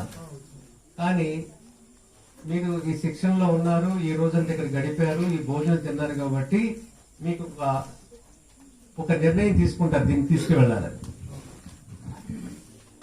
అవతల వాళ్ళకి మీరు ఒక కస్టమర్కి ఇస్తున్నప్పుడు ఈ విషయాలు ఏమి వినడు, ఈ వాతావరణం లేడు. మీరు వెంటనే పెడితే అతను ఆమోదించడు. నల్లగా ఉంటుంది కదా, అది వాళ్ళకి ఎలా తినిపించాలి? మోటివేట్ చేసే సమయం ఉంటే మీ హోటల్ దగ్గర ఇలాంటి సెమినార్ పెట్టి చేయండి, చాలా మంచిది. లేనప్పుడు ఏం చేస్తారంటే వాళ్ళు ఉప్మా ఆర్డర్ ఇస్తారు కదా, సగం అది పెట్టండి, సగం ఇది పెట్టండి. కాంప్లిమెంటరీ పెట్టినప్పుడు ఏది బాగుంటుంది అనేది రికార్డ్ చేయండి మొత్తం అందరి మీద డేటా. ఈ రోజు 100 మందికి మీరు ఉప్మా పెట్టారు, 50% అది పెట్టండి, 50% పెట్టండి. కొంతమంది అంటారు నేను అడిగింది అయితే నువ్వు నాకు ఎందుకు పెట్టావు అన్నప్పుడు, అయ్యా ఇది బిల్ చేయట్లేదు, ఇది కాంప్లిమెంట్ ఇచ్చాను అన్నారు కదా, అలా చేయండి. తర్వాత రెండోసారి అడిగేది కూడా దాన్ని అడుగుతారు వాళ్ళు. దీంట్లో ఉపయోగాలు అప్పుడు చెప్పండి. ఇది కాన్స్టిట్యున్సీ చాలా మంచిది. మలబద్ధకం, తర్వాత ఇంటెస్టైన్ పోతుంది చూసారా, దానికి ఇవన్నీ మాకు తెలియదు. ఫస్ట్ నా షాపులో నేను కూర్చున్నప్పుడు మీలాగా రైతులు లేకపోతే వాడిన వాళ్ళు వచ్చి నాకు ఈ సమస్య ఉంది, ఇది నాకు తగ్గిందని చెప్తేనే ఈయన మీరు రికార్డ్ చేస్తున్నాం. ఇట్లా అంటే ఇవన్నీ మనం పోగొట్టుకున్నాం కాబట్టి దీనికి శాస్త్రీయమైన ఆధారాలు లేవు, పుస్తకాల్లో ఎక్కడ, స్వాముల దగ్గర లేవు, సైంటిస్టుల దగ్గర లేవు, స్కూల్లో లేవు. మనమే దీన్ని ఒక రికార్డుగా తయారు చేసి ఈ సమస్య ఉన్న వాళ్ళకి మళ్ళీ మేము ఇచ్చాం, వాళ్ళు చెప్పిన తర్వాత వాళ్ళకి క్యూర్ అయింది. ఇట్లా దీన్ని మనం ఇప్పుడు ఒక పుస్తకం రూపంలో తీసుకొస్తాకి సమయం పడుతుంది. ఇది మన మౌత్ పబ్లిసిటీ ద్వారా చేయాలి. దీంట్లో ఎక్కడ ఖర్చులు ఉంది? ఇప్పుడు ఆయన ఎన్నో మొదలు పడుతున్నాడు, ఈ భోజనం లాగా చెప్తున్నాం మనం తినమని, తగ్గుతుంది. దీన్ని మనం ప్రచారం చేయడం మొదలు పెట్టాలి. ఇట్లా యాంటీ ఆక్సిడెంట్స్ ఉన్నాయి దీంట్లో, క్యాన్సర్ నిరోధించే శక్తి, ఇంకా B6 B12 ఉంది. B6 B12 అనేది వెజిటేరియన్స్ కి చాలా కష్టం, చేపల ద్వారా దొరుకుతుంది కదా, కానీ ఈ దీంట్లో ఉంది. ఇంకా మీరేం చేయొచ్చు అంటే B6 B12 అనే ప్రయోగం కింద గోధుమలు ఎలా అయితే గోధుమ నారు పండించే రసం తీసుకుంటారు నర్సరీ, అలాగే కాలాబట్ రైస్ ని, బియ్యాన్ని, వడ్లని మీరు నర్సరీ డెవలప్ చేయండి ఇళ్లలో చేసి B6 B12 ఉన్న వాళ్ళకి దీని రసం తీసి తాగించండి. గోధుమ కూడా అంతే కదా, బియ్యం కాదు, నర్సరీ మన వరి మన ఏదైతే వడ్ల నుంచి వడ్లు తీసుకొని చేయాలి. ఇట్లా ఈ ప్రయోగం కూడా జరిగింది. ఇప్పుడు మనం గోధుమ మీద ఎవరో చేస్తేనే మనం చేస్తున్నారు. చాలా మంది గోధుమ గడ్డి తింటారు, రసం తాగుతున్నారు కదా. దీన్ని తయారు చేయండి. అనుపమ్ పాల్ దీని మీద పనిచేశాడు వెస్ట్ బెంగాల్లో. ఇంకేం చేశాడు ఆయన, ఈ లేత ఆకుని కట్ చేసి కాలాబట్ ఆకుని బజ్జీ పిండిలో వేసి బజ్జీలు వేశారు. సో మీరు హోటల్లో ఇలాంటి చేయాలి. కాలాబట్టిని పండించి నర్సరీ ఆకుల్ని, ఇంత ఆకుల్ని శనగపిండిలో కలిపి వేయాలి, కాలాబట్టు బజ్జీ. నేను దీంతో బిస్కెట్ తయారు చేస్తాను. ఆ బిస్కెట్ ఎవరు నమ్మట్లా, తిన్నా కూడా నమ్మట్లా, అంత సాఫ్ట్గా ఉంది. కాలాబట్టు, కులాకార్, ఇంకా గోవింద భోగ్, వీటితో బిస్కెట్లు తయారు చేస్తాను. కోవిడ్ మీద ఇట్ల మీద చాలా పని చేశారు. మైదా లేకుండా, డాల్డా లేకుండా బిస్కెట్ తయారు చేశారు. ఇది గ్రామాల్లో ఇది ఒక ఉపాధి లాగా చేసుకోవాలి. మనం బియ్యాన్ని బియ్యం రూపంలో కాకుండా ఇలా కూడా తినిపించవచ్చు. ఈ కులాకర్ ఆ విధంగా మీరు ఇడ్లీ చేయొచ్చు. దాంతో ఇడ్లీ రవ్వలో చేయొచ్చు. ఇంతమంది ఉన్నారు కాబట్టి మేము ఇడ్లీ చేయలేకపోయాం. ఇదే పిండిని ఇడ్లీ చేయొచ్చు, ఇదే పిండిని దోశ చేయొచ్చు. జల్లెడ పట్టించి, ఇప్పుడు మీకు ఎక్కడ చెప్పాను నేను, దీన్ని నానబెట్టి ఫ్రై చేయమన్నాను. ఫ్రై చేసిన తర్వాత మిక్సీ పట్టండి, గ్రైండర్లో జల్లెడ చేయండి. జల్లెడిస్తే రవ్వ ఉన్నది పైన ఉన్నదేమో ఉప్మాకి, ఇడ్లీకి వాడండి. ఈ సాఫ్ట్గా ఉన్న పిండినేమో దోశ పిండిలోకి వాడండి. పిల్లలకి కిచిడి చేయండి దీంతో. దాంట్లో కొంచెము క్యారెట్, కందిపప్పు వేసేసి కిచిడి తయారు చేయండి. పెద్దవాళ్ళు, ముసలి వాళ్ళకు కూడా ఇది తాగించవచ్చు. మొహంలో చాలా బ్రైట్నెస్ పెరుగుతుంది షుగర్ ఉన్న వాళ్ళకు కూడా తాగితే. కాలాబట్టుతో ఇన్ని గుణాలు ఉన్నాయి. ఇదే బియ్యాన్ని మీరు ఇదే పద్ధతిని కులాకర చేయండి, నవారాయి చేయండి, ఏది తిన్నా కూడా వీటిలో ఔషధ గుణాలు ఉన్నాయి. మీ ఇళ్లలో పెళ్లికి ఇలాంటి భోజనం తయారు చేయండి. ఈ రోజు తిన్నారు కదా, దీంట్లో ఒకటి చెప్పినా మీకు, అయ్యా దయచేసి మాట్లాడమారండి, దయచేసి మాట్లాడమారు. ఈ భోజనం మీకు హెవీ అనిపించదు, చూసుకోండి కావాలంటే, కడుపు ఇబ్బందిగా అనిపించదు. అదే మీరు పెళ్లి భోజనము, హోటల్ భోజనం చేస్తే చాలా టైట్ గా ఉంటది. అవునా కదా? మీరు గమనించండి, మీకు కంఫర్ట్ ఉంటుంది. అదే 15 రోజులు ఏదైనా సమస్య ఉన్న వాళ్ళకి భోజనం పెడితే మందులు లేకుండా బతుకుతారు. ఇంత చక్కని భారతదేశం, ఇన్ని వర్షాలు, ఇన్ని నదులు, ఇన్ని ఆవులు, ఇంత డైవర్సిటీ, ఇన్ని రకాల విత్తనాలు, ఇవన్నీ వదులుకుని ఎట్లా వెళ్ళిపోయాం మనం బయటికి చెప్పండి కదా. ప్రతి గ్రామంలోకి చైనా నూడిల్స్ వచ్చేసినాయి కదా. మన భారతదేశం వంట వాడి గ్రామాల్లోకి వెళ్ళిందా?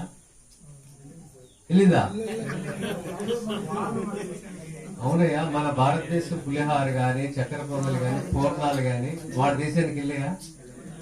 మన ఇంట్లోకే రావట్లేదు, మన పెళ్లిల్లోనే లేవయ్యి.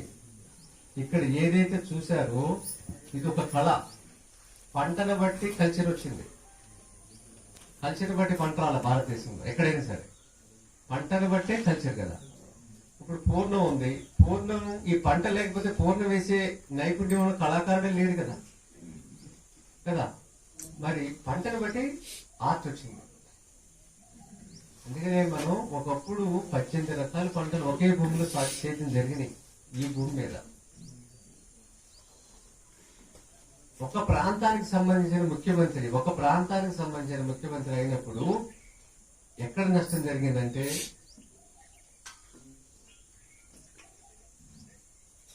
ఆయన ఎక్కడైతే పుట్టాడో, ఆయన ఏదైతే అనుభవించాడో అదే కదా ఏదైతే ఎవరిదైనా సరే. మీ అనుభవం ఏంటి? మీరు పుట్టిన చోట, మీరు పెరిగిన వాతావరణం, మీరు తిన్న ఆహారం, అదే మీ అనుభవం.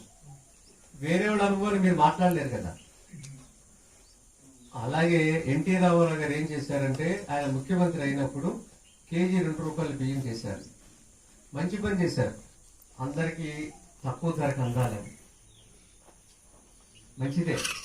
కానీ దీని వెనక ఏం కోల్పోయామని చూస్తే, 2 రూపాయలు బియ్యం ఇచ్చినప్పుడు ఇక్కడ స్థితిగతులు ఏంటి, ఇక్కడ ఆహారపు అలవాట్లు ఏంటి అనేది గ్రహించి ఆ వస్తువుని 2 రూపాయలకు ఇవ్వాలి, బియ్యాన్ని 2 రూపాయలకు ఇవ్వకూడదు. ఇక్కడ జొన్నల్ని, సజ్జల్ని ఏదైతే ఆహారంగా అనాదిగా తింటారో దాన్ని తక్కువ ధరకు ఇవ్వాలి. అవునా కాదా? ఇలా చేయటం వల్ల వరి సేద్యం పెరిగిపోయింది. ఇక్కడ ఏదైతే అనాదిగా తింటున్న ఆహార అలవాట్లు ఉన్నాయో అయిపోయినాయి. ఈ బియ్యంలో ఫైబర్ తీసేసి ఉత్పాదన పెంచేశారు శాస్త్రవేత్తలు. అమలైజ్డ్ అమల్ ఎఫెక్టింగ్ అంటారు కదా, అమలైజ్డ్ అనే దాన్ని తీసేసి అమల్ ఎఫెక్టింగ్ అంటే ఉత్పత్తి పెరగటానికి ఫైబర్ తీసేసి ఓన్లీ పిండి పదార్థం పెట్టేశారు శాస్త్రవేత్తలు. దీనివల్ల దిగుబడి వస్తుంది. దిగుబడి వస్తుంది కానీ మన ఆరోగ్యాల నాణ్యత దెబ్బతింది. ఇలా మనం తెలియకుండానే మన ఊపిలో కూరుకుపోయాం. ఒక విత్తనం రైతుకి ఇస్తే ఈ 60 ఏళ్ల ప్రయాణంలో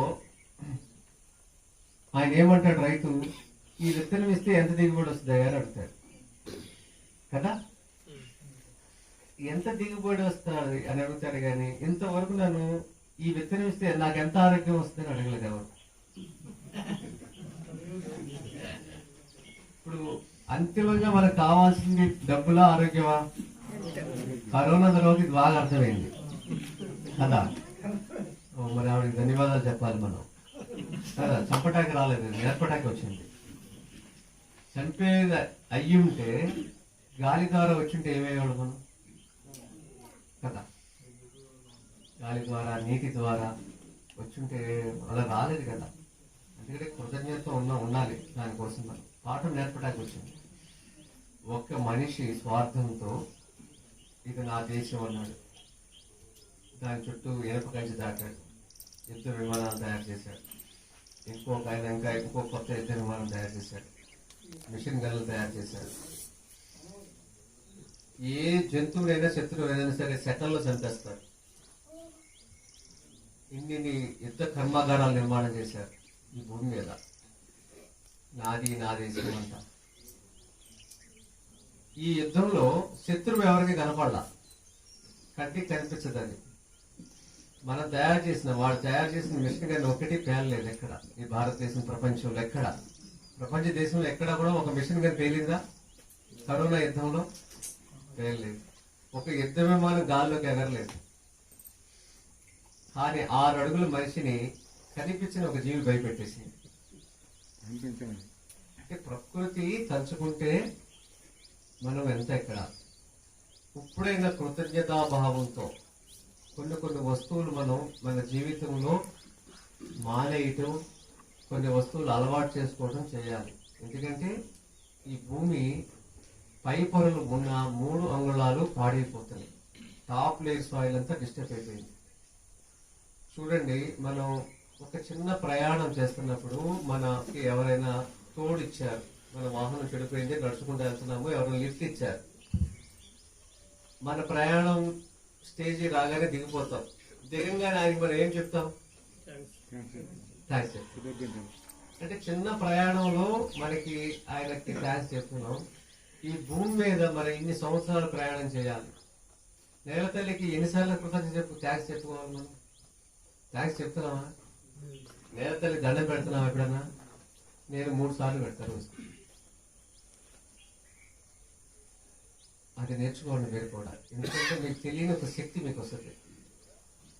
నేను ఇది 1997 నుంచి చేస్తున్నా. నాకు ఒక మహిళ చెప్పింది, ఇలా చెప్పలా. ఆవిడ చెప్పింది ఏంటంటే, పాలిథిన్ వల్ల భూమికి నష్టం, అది వాడకుండా బతకాలి, మన భూమి అన్నీ ఇస్తుంది, ఇది మట్టిలో కరగదు అని చెప్పింది. ఎవరు చెప్పింది? షాప్ లో ఒక పిల్లాడు చెప్పింది. ఆవిడ ఓన్ బ్యాగ్ తెచ్చుకుంది. బ్యాగ్ 1997లో మాట నేను చెప్పేది. అంటే ఎన్ని సంవత్సరాలు? దగ్గరగా 25 సంవత్సరాల క్రితం మాట. ఆవిడ చెప్తున్న మాటలు నాకు నచ్చినాయి. ఆ రోజు నేను కూడా బ్యాగ్ తీసుకెళ్ళి అలవాటుగానే పాలిథిన్ వాడకపోవడం నాకు ఏమీ తెలియదు. కానీ నేను తీసుకున్న వస్తువులు నా చేతితో పట్టుకుని బయటకు వచ్చి ఆ రోజు నుంచి ఈ రోజు వరకు నా వ్యవస్థలో పనిచేసేవాడు కానీ నేను కానీ పాలిథిన్ జోలికి వెళ్ళలేదు. అలా 25 ఏళ్ళు నా వ్యాపారంలో కూడా పాలిథిన్ క్యారీ బ్యాగ్ లేకుండా నేను పేపర్ బ్యాగ్, క్లాత్ బ్యాగ్ ఇస్తాను డే 1 నుంచి. ఇంకా ఏం చేస్తున్నాను, పేపర్ బ్యాగ్, క్లాత్ బ్యాగులు కొని పెట్టాను, పేపర్ కూడా వాడకూడదని. ఆ బ్యాగుల్లో తీసుకెళ్తారు. మళ్ళీ ఆ బ్యాగ్ తీసుకుని నా షాప్కి వస్తే 20 రూపాయలు తగ్గిస్తా బిల్లులో, వాళ్ళు ప్రోత్సహించాలని. ఇది నా వంతుగా భూమికి నష్టం చేయకుండా చేస్తున్నాను. మరి సేవరీస్ వాడతాను, తారా ప్యాకెట్లు, అది భూమికి మంచిది కాదు. అది వాడిన తర్వాత తిరిగి తీసుకొస్తే 2 రూపాయలు ఇస్తా. మీరు 50 కవర్లు పట్టుకెళ్ళి అనుకోండి, 50 కవర్లు నాకు రిటర్న్ ఇచ్చేస్తే భూమిలో పడకుండా నేను 100 రూపాయలు ఇస్తాను. ఇట్లా నా వంతుగా బతుకుతున్నా. ఇవన్నీ ప్రాసెస్. మట్టిలో కలవకుండా, నీరు చుక్క లేకుండా ఉంటే కవర్ మళ్ళీ దీన్ని ఇంకొక ప్రాసెస్ లో దీన్ని గ్రెయిన్స్ తయారు చేస్తారు. ఏదో ఒక రకంగా ప్లాస్టిక్ కింద వాడతారు. అంటే యూజ్ అండ్ త్రో కల్చర్ అనేది మంచిది కాదు. అలా కాకుండా రీయూజ్, రెడ్యూస్, రీసైకిల్ అనే పదాలను మనం ప్రతి పనిలోనూ ఉపయోగించాలి. రీయూజ్ చేయటం, రెడ్యూస్ చేయటం, రీసైకిల్ చేయటం, ఇది జరగట్లేదు మనకి. కృతజ్ఞతా భావంతో బతకాలి మనం. థ్యాంక్స్ చెప్పుకోవాలి ప్రతి క్షణం. ఎందుకంటే మనకి అన్నీ ఇస్తుంది, పళ్ళు, గాలి, వెలుతురు కదా, నీరు అన్నీ ఇస్తున్నప్పుడు ఇంత చక్కని భూమి మీద మనం ఏ జీవిని చంపకుండా మనం బతకాలి. ఈ కృతజ్ఞత అనేది ప్రతి క్షణం మనం లోబడి ఉండాలి దానికి. దీనికి మీరు ప్రత్యేకంగా ఏం ఖర్చు పెట్టక్కర్లేదు. ఇంట్లో పాత బట్టలు చాలా ఉంటాయి, చీరలు, లుంగీలు, దుప్పట్లు, ఇలా కుట్టించుకోవచ్చు చక్కగా. ఇది రోజు బజార్కి వస్తున్నప్పుడు చేతితో పట్టుకురండి. నేను 25 ఏళ్ళ నుంచి వాడుతానే ఉన్నాను. ఎవరికైనా గిఫ్ట్ వస్తే, పెళ్ళికి నన్ను పిలిస్తే ఇలాంటి బ్యాగులు 2 ఇస్తా, ఖాళీ బ్యాగులు. ఒక దాంట్లో ఒక బ్యాగ్లో పెట్టి ఇస్తాను పెళ్లి కొడుకు పెళ్ళి. వాళ్ళు గబగబా ఓపెన్ చేసి చూస్తారు లోపల ఏమైనా ఉందామని. దాంట్లో ఏమున్నదయ్యా, ఇది మీరు అలవాటు చేసుకోవాలి ఇస్తున్నాను. ఇట్లా వాళ్ళ జీవనంలోకి ఇది అలవాటు చేయాలి మనం, ఎవరికి వాళ్ళు చేయాలి. చాలా మంది చెప్పారు మేము మర్చిపోతున్నామండి అంటారు. దీన్ని ఎక్కడ పెట్టాలి మర్చిపోకుండా ఉండాలంటే, మీ సెల్ ఫోన్ ఛార్జర్ వచ్చి చూసారా, అక్కడ దీన్ని తగ్గించాలి.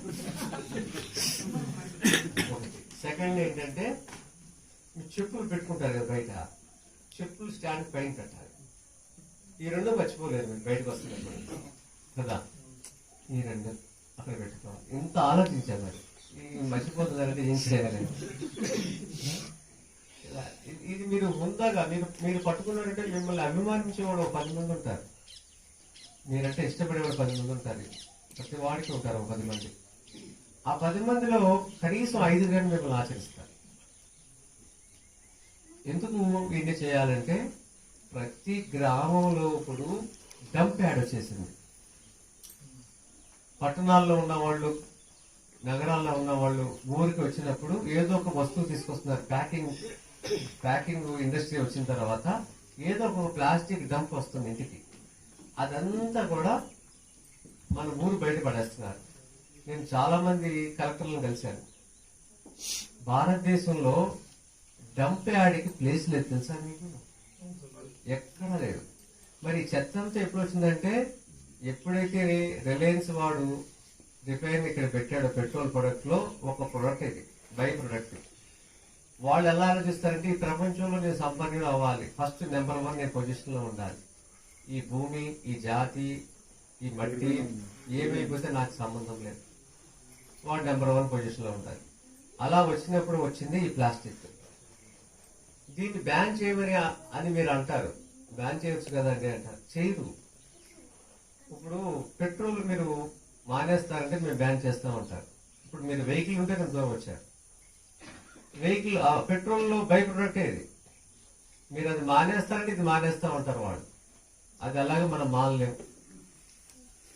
మరి ఇదన్నా మానతాకి అలవాటు చేసుకోండి. అప్పుడు మనందరం మానేస్తే వాళ్ళు, షాపు వాళ్ళు ఎవరు కూడా అమ్మరు, తీసుకోవచ్చు. వ్యక్తిగత స్థాయి నుంచి మార్పు రావాలి. అంటే నేను చెప్పేది చాలా చిన్న విషయం కదా మీరు అనుకోవచ్చు.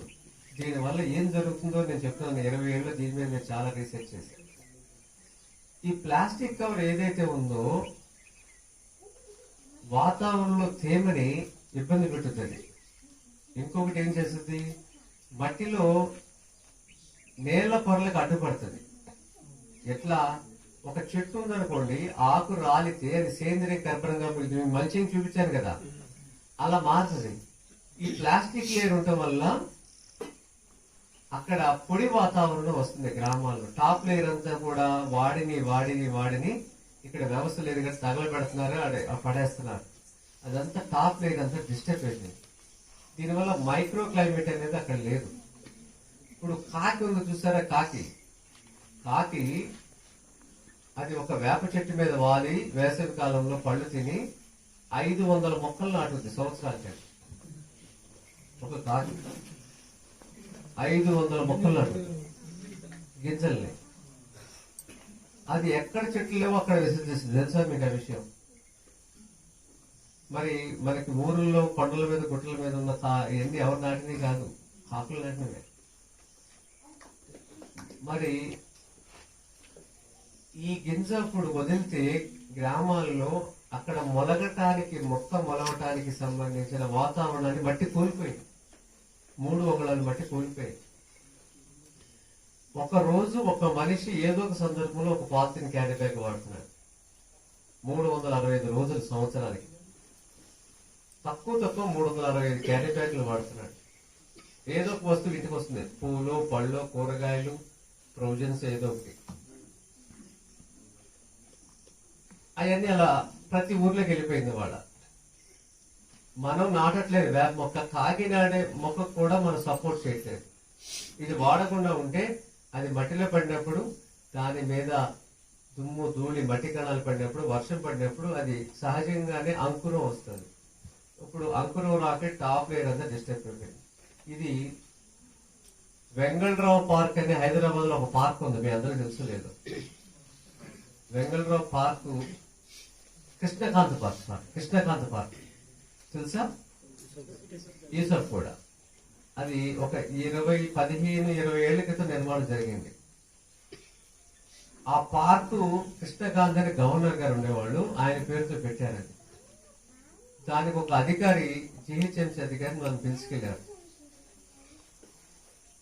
అక్కడ ఏ మొక్క పెట్టినా బతకట్లేదు, ఏమిటి అది అని అడిగాడు. అన్ని మొక్కలు ఈ హైట్ రాగానే మారిపోతున్నాయి.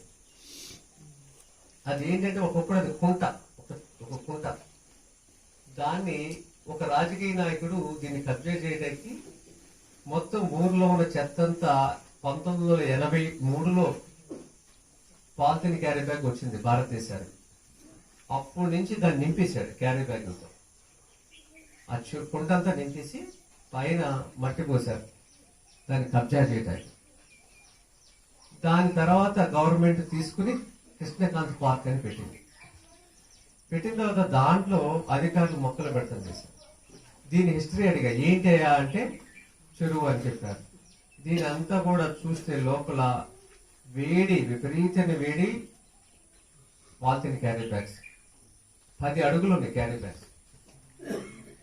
మొక్క మాడిపోతుంది, అనుకూలమైన వాతావరణం లేదు. పైన లాన్స్ పెట్టి గడ్డేశారు. ఇలా భూమి అంతా అయిపోతున్నప్పుడు, అప్పుడు నేను చూసినప్పుడు 15-20 ఏళ్ల క్రితం ఒక పార్క్ అది. ఇప్పుడు మొత్తం భూమి అంతా కూడా గ్రామాల్లో ఆ సూక్ష్మ వాతావరణాన్ని కోల్పోతుంది భూమి.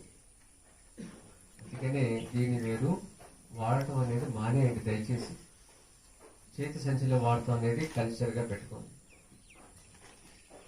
ఇంకా ఏం నష్టం జరుగుతుంది దానివల్లంటే, వర్షం పడ్డప్పుడు నీళ్లు భూములు ఎంకకుండా ఈ శిథిల వస్తువులు మట్టిలో ఇరుక్కుపోయిన ఈ క్యారీ బ్యాగులు వర్షపు నీళ్ళు లోపలికి జారనివ్వట్లేదు. సహజంగానే వానపాములు అన్ని ప్రాంతాల్లో ఉంటాయి. ఈ వేడి వాతావరణానికి అక్కడ వానపాముల ప్రక్రియ కూడా జరగకపోవడం వల్ల అక్కడ వైవిధ్యం దెబ్బతింటుంది. ఇంకేం జరుగుతుందంటే, ఇప్పుడు గ్రామాల్లోకి చాలా 2 వీలర్స్, ఆటోలు ఎక్కువ వచ్చేసింది. ఇదివరకు కన్నా ఎక్కువ ప్రతి పల్లెల్లోకి వచ్చేసింది. వాళ్ళు చాలా వేగం నియంత్రణ లేకుండా చాలా వేగంగా వెళ్తా ఉంటారు పిల్లలు. ఆ ధూళి కణాలందరూ కూడా శ్వాస ద్వారా మన తల వెంట్రుకలో 20వ వంతు ఉంటుంది. అది మన తల వెంట్రుకలో 20 వంతు, కంటికి కనిపించదు. ఆ ధూళి కణాలని శ్వాస ద్వారా వాళ్ళ అందరి లంగ్స్ లో ఈ తగలబెడుతున్నప్పుడు వచ్చే వాయువులు, ఆ ధూళి కణాలు వాళ్ళ లంగ్స్ పట్టుకునేవాళ్ళు. డాక్టర్ అరవింద్ అని ఢిల్లీలో ఉన్నారు, ఛాతీ శస్త్రవేత్త. ఆయన చెస్ట్ కి సంబంధించిన ఆపరేషన్ చేస్తారు సర్జన్. ఆయన ఏమన్నాడంటే, ఢిల్లీలో పౌరులందరూ కూడా లంగ్స్ చూస్తే అన్ని పింక్ లంగ్స్ చూసి చాలా కాలం అయిందన్నారు. అన్నీ కూడా తారులో ఉంచినట్టు ఉన్నాయంట. అలాంటి పరిస్థితి రాబోతుంది. ఇలాంటి జీవనం మనం సాగిస్తున్నాం. ఇంకా మీరు ఇంటికి ఎవరైనా అతిథులు వస్తే ఏ రోజు కూడా ఒక కూల్ డ్రింక్ తీసుకొచ్చి ఇవ్వమాకండి. దయచేసి చెప్తున్నాను. ఏ కంపెనీ కూల్ డ్రింక్లు తీసుకొచ్చి అతిథులకి కూల్ డ్రింక్ ఇస్తే గొప్ప అనుకుంటున్నారు కదా. ఇది విదేశాలకు వెళ్తున్నాయి మన డబ్బులన్నీ. మనం మన భారతదేశం యొక్క కూల్ డ్రింక్ ఏంటి తెలుసా? నిమ్మ రసం, చెరుకు రసం, కొబ్బరి నీళ్లు, ఇందాక మజ్జిగ, సబ్జా నీళ్లు, ఇసాగోల్, పచ్చి మామిడికాయ రసం, కాలాన్ని బట్టి మనకున్నాయి. సాబుదానా, ఇవన్నీ మన పానీయాలు. ఇవన్నీ నిజంగా సెలవు చేసే పానీయాలు.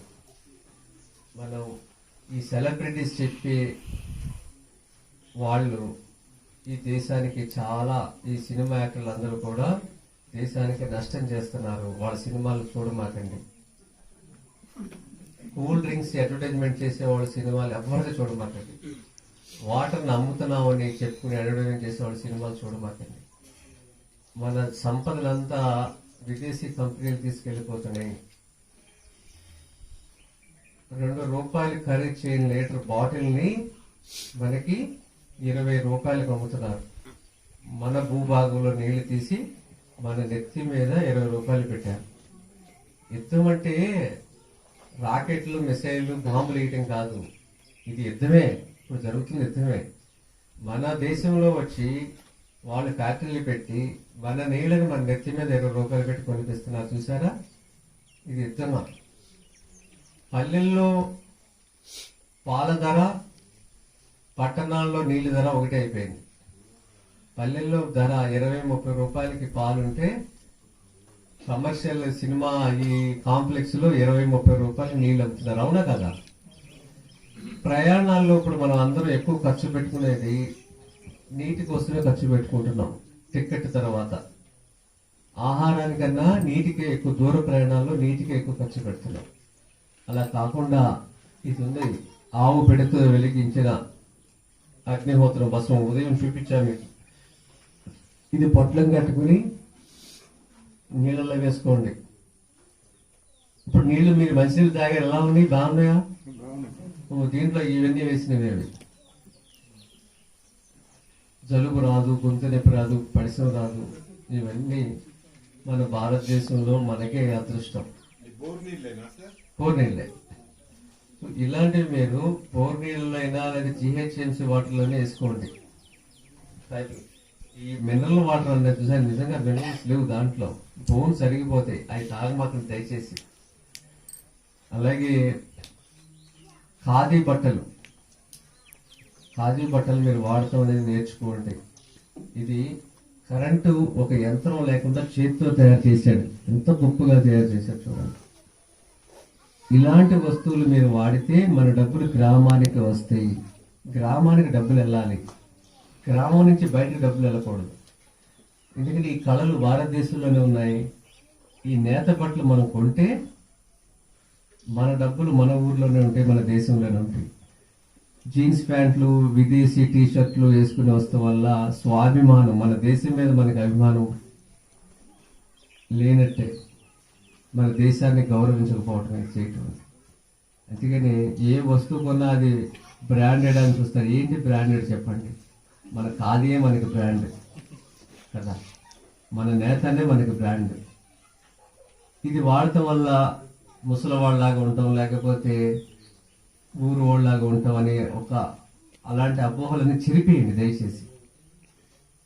మనం అనుకుంటాం కానీ ఎవ్వరు మన గురించి అనుకోరు. వాళ్ళు ఏమనుకుంటారని మనం అనుకుంటాం. నిజానికి ఎవరిని అనుకునే స్థితిలో సమయం ఎవరికి లేదు. ఆ సమయం అంతా సెల్ ఫోన్కి అప్పచెప్పేశారు ఇప్పుడు. అందుకనే మీరు నేత బట్టలు వాడటం అనేది మన దేశ సంస్కృతి. అట్లా మీరు ఆలోచన చేయాలి. ప్రతి పైసా కూడా మన గ్రామానికి చెందాలి. గ్రామం డబ్బులు గ్రామంలోనే ఉండాలి. పట్టణాల డబ్బులు గ్రామానికి రావాలి, విదేశీ డబ్బు స్వదేశానికి రావాలి. ఇది పాలేకర్ గారి నినాదం.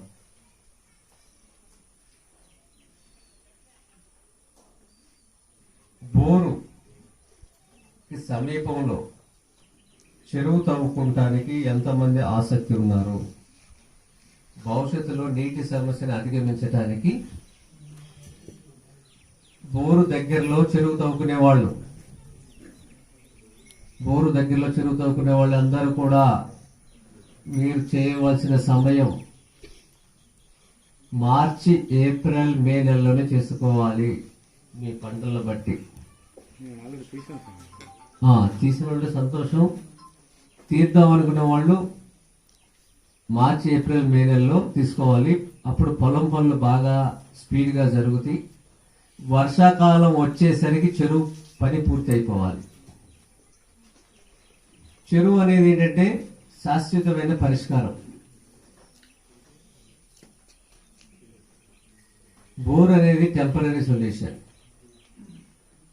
బోర్ అనేది ఏంటంటే సంపదని దోచుకోవటం, చెరువు అనేది సంపదను దాచుకోవటం. మనందరం దాచుకునే వాళ్ళు, సంపదని దోచుకునే వాళ్ళు ఇక్కడ ఎవరు రాలేదు.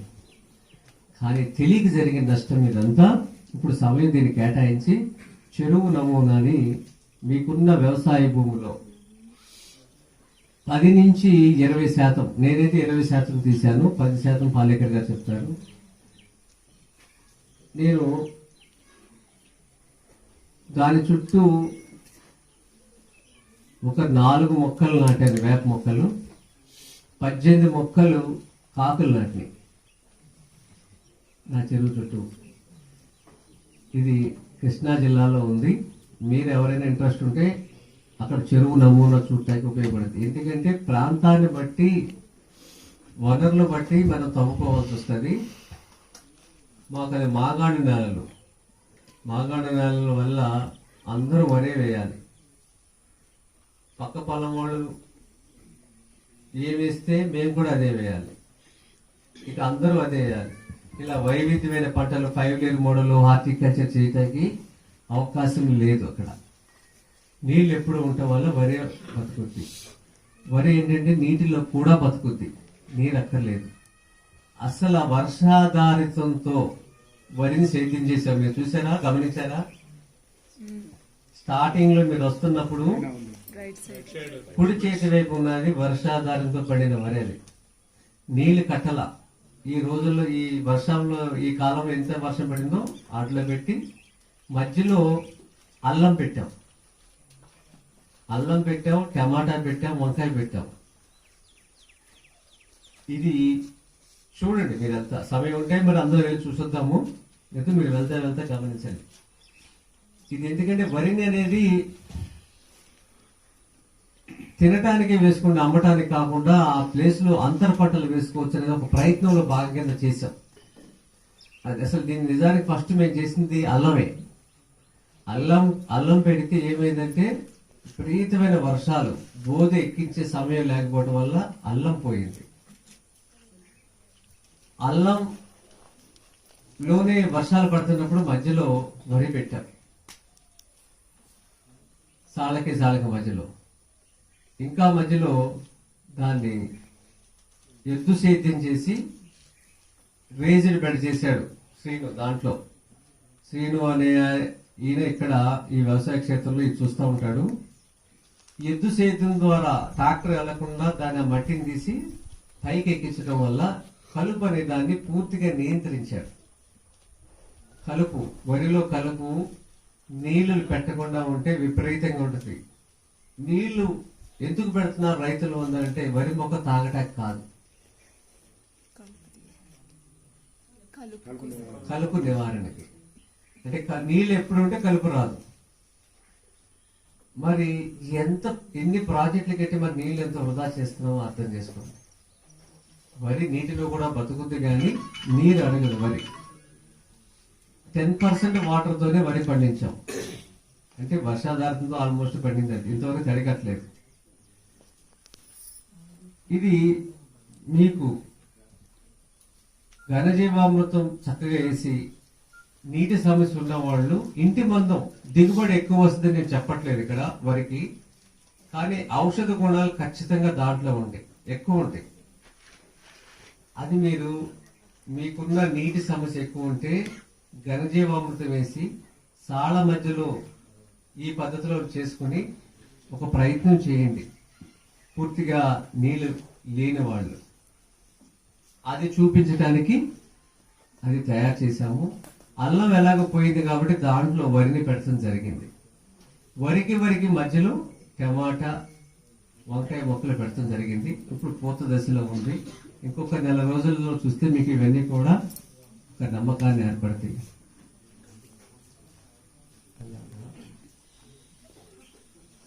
మరి మీకు ఇంట్రెస్ట్ ఉందంటే వాగు అవతల ఉంది, అది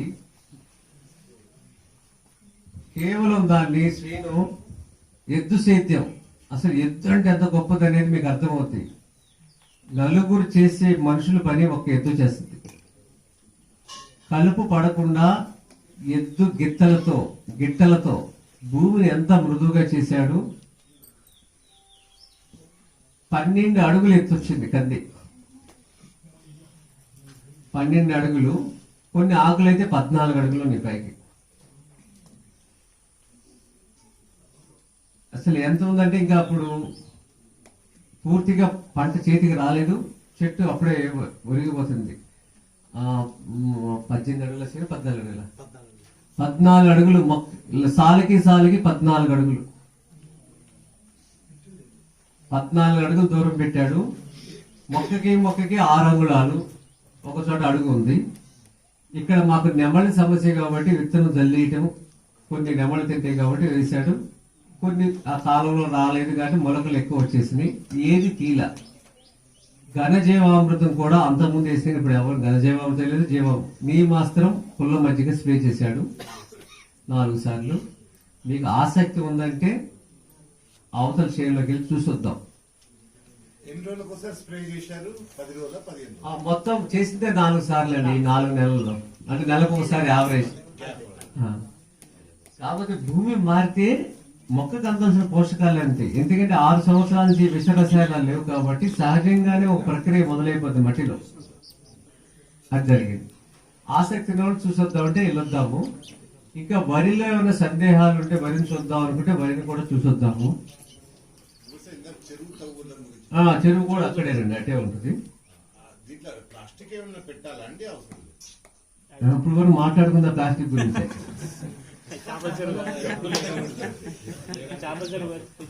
ఇప్పుడు అది గొప్ప వస్తువు అయితే శంకర భగవానుడు గంగలో కూడా కిందేసేవాడు కదా.